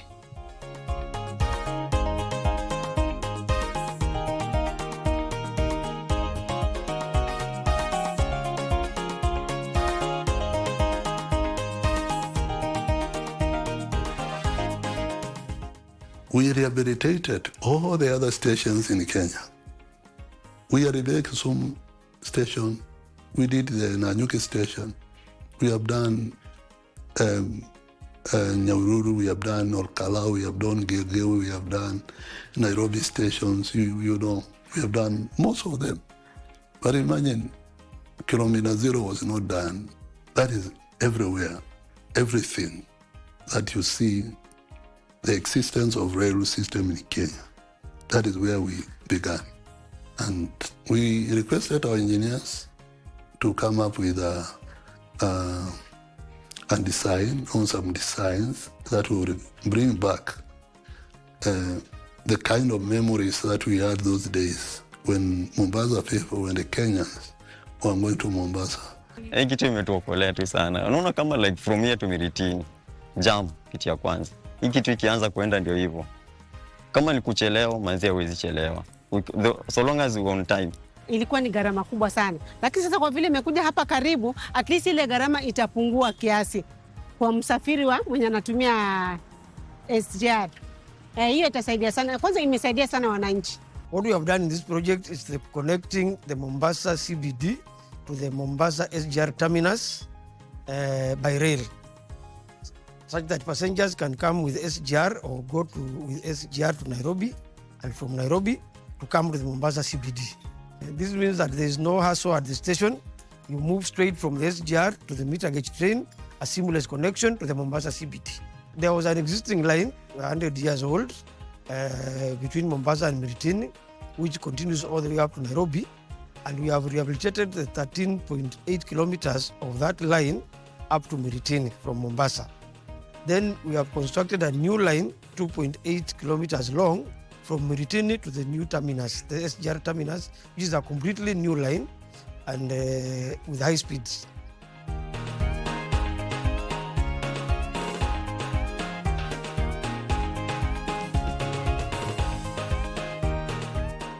Why we did this commuter line was to save our customers in Mombasa who are coming in and out of Mombasa by having a commuter system that is efficient, that supports wananchi, that supports the local people, our own brothers and sisters, our mothers, our children and our fathers, who are actually getting convenience.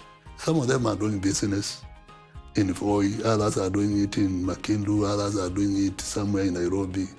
So what we are saying, this is a bottom-up economy, because instead of charging them more, we charge them less, and they enjoy convenience of the service from government.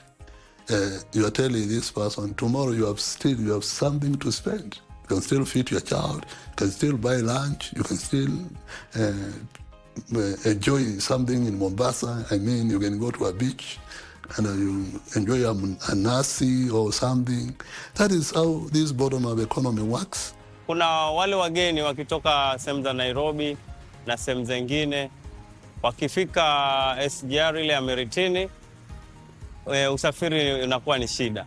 Maka watafute taksi, waweze wakafikishwa mjini hapa katikati ya mji wa Mombasa.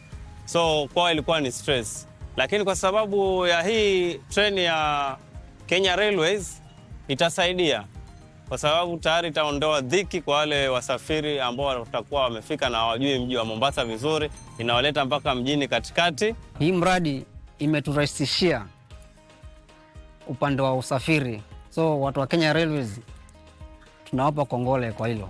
There was a policy direction with the government of Kenya to connect the waters of the Indian Ocean to preserve marine life and the marine environment.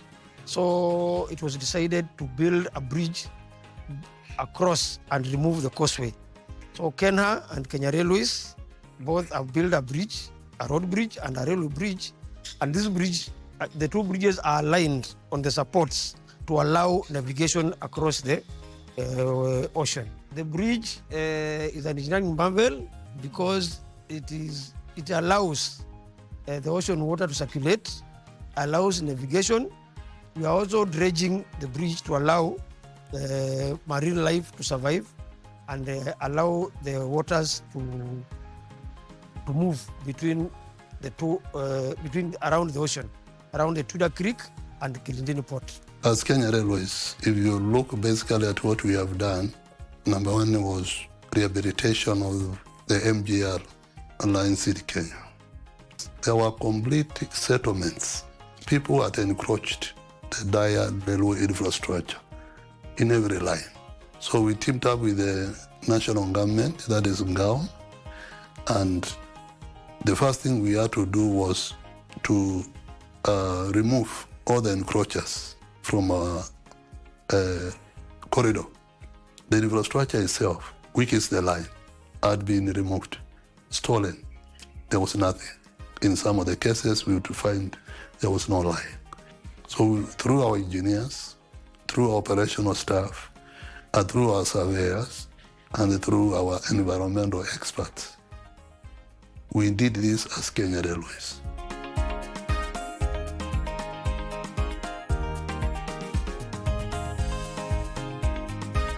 From Mombasa Island, where we have our main station, Mombasa Central Station, we have a station called Changamwe West. From Changamwe West, we go to Changamwe East, where we'll be dropping and picking customers in those two stations. Then from Changamwe East, we go to Miritini Station. From Miritini Station, we'll go up now to what I'm saying, Mariakani, where we'll be able to move most of the people. Because after Mariakani, you are going actually to Samburu. As much as we'll be moving the SGR customers, then it will also be serving the local people. So we'll be running almost 3 trips, apart from what we are running for SGR. So in fact, our estimation is going to run almost 12 round trips inclusive of SGR on a daily basis, making sure that we evacuate people early in the morning, we evacuate them late in the evening. Naona ni sawa, nitasaidika pia. Kitambo mimi natoka hapo Bangala, naja hapa kazini, sinaweza nikapanda tu kashuka hapa kaenda zangu kazini. Jioni kama nina fare pia nitapanda mpaka Bangala. Mchangamwe sasa hiyo, maana pengine ujui Bangala, lakini Mchangamwe yote. Huwa naenda pale Kensalt Chumbi pale Changamwe na pale Kenya Meat Commission pale Kiparani. Nitatumia juu competition itakuwa matatu na hii train ya. Itakuwa ni vizuri sana, tunataka hayo, hiyo ndio maendeleo mzuri.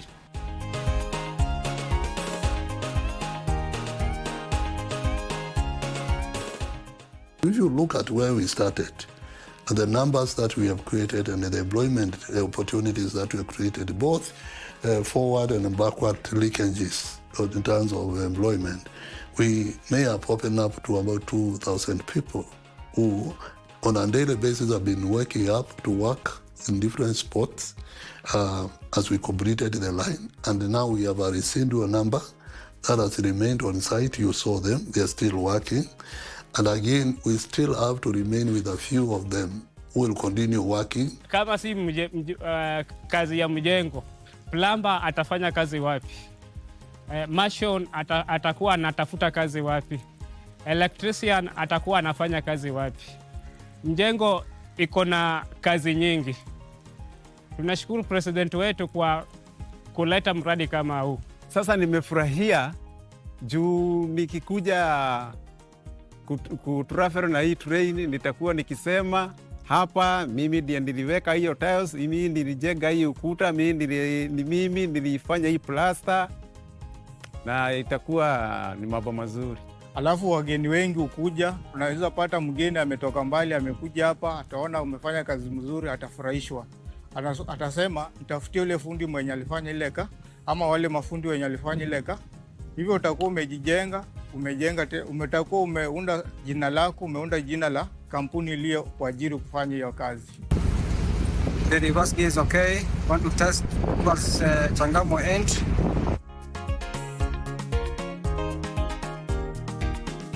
To ensure durability and safety of operations, we maintain the line from the point 0 up to the last point of the railway line in the network, including the line from the Mombasa Central Station to the SGR terminus.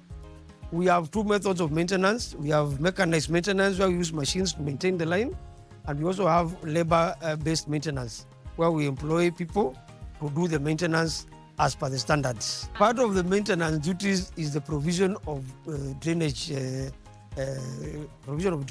both cross drainages and drainages along the railway line, such that when it rains, the water runs along the line or across the line and does not affect the line, such that there are no washaways and there are no stoppages of operations due to rain.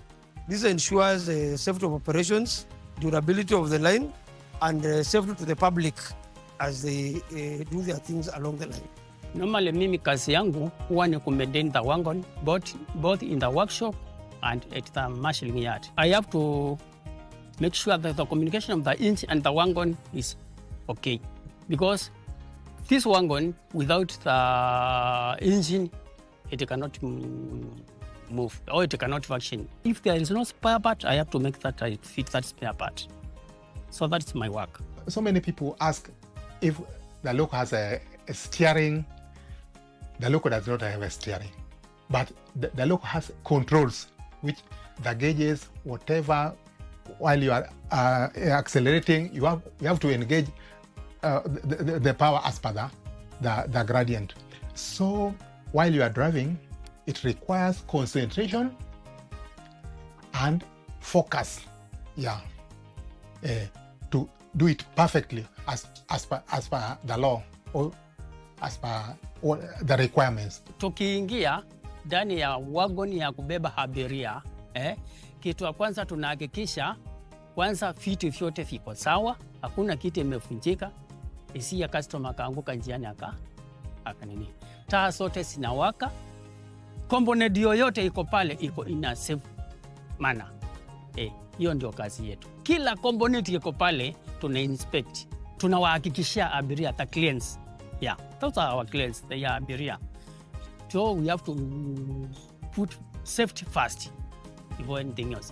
If this wagon is not fit for traffic, we cannot let it go. In the railway line, when a train needs to change direction, it is the locomotive that changes direction to face forward. So at the terminus, we have another engineering marvel, which is called a locomotive turning table, where the locomotive is placed on top and the table is turned so that the locomotive faces the other direction and goes to the head of the train to pull the rake of the train back towards Mombasa. That saves time and also saves the movement of the locomotive, and at the moment is the only one on the meter gauge in Kenya. So it's a unique thing, and it assists railways in effectiveness and saving of fuel.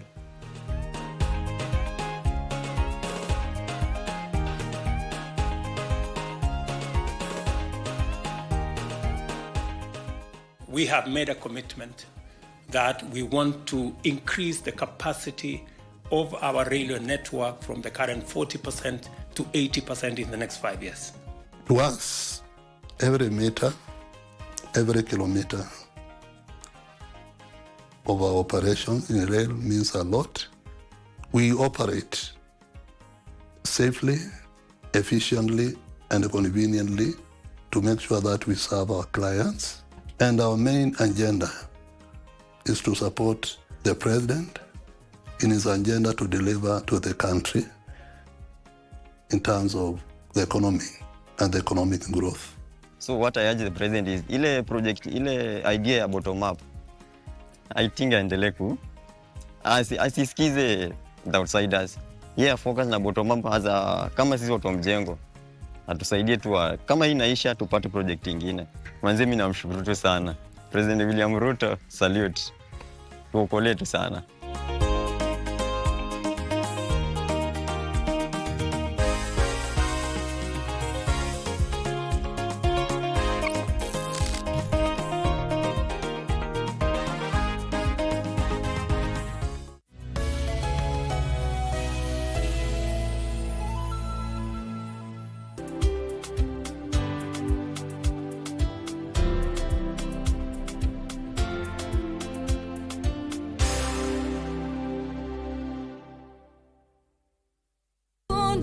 wakita.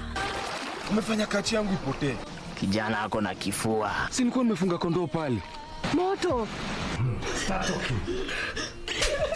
Linda na pesa. Niko na kero nafaa kupatia Elijah. Nikimpata dedi. Hawezi ita maneno matamu kama super baby. Wewe ushaona Matilda yule wangu? Kwani dada amerudia pombe? Uongo. Nini unaangalia sana hivyo? Zile viatu ni supu.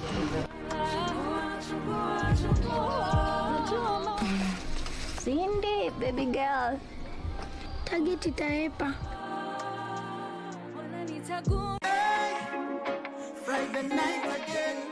Greetings in the name of the Most High Jah Rastafari. My good name is Marley Moses, the positive warrior, alongside... Yes, sir, DJ D-Rage, the baddest. Each and every Wednesday from 10 p.m. on KBC Channel 1 TV.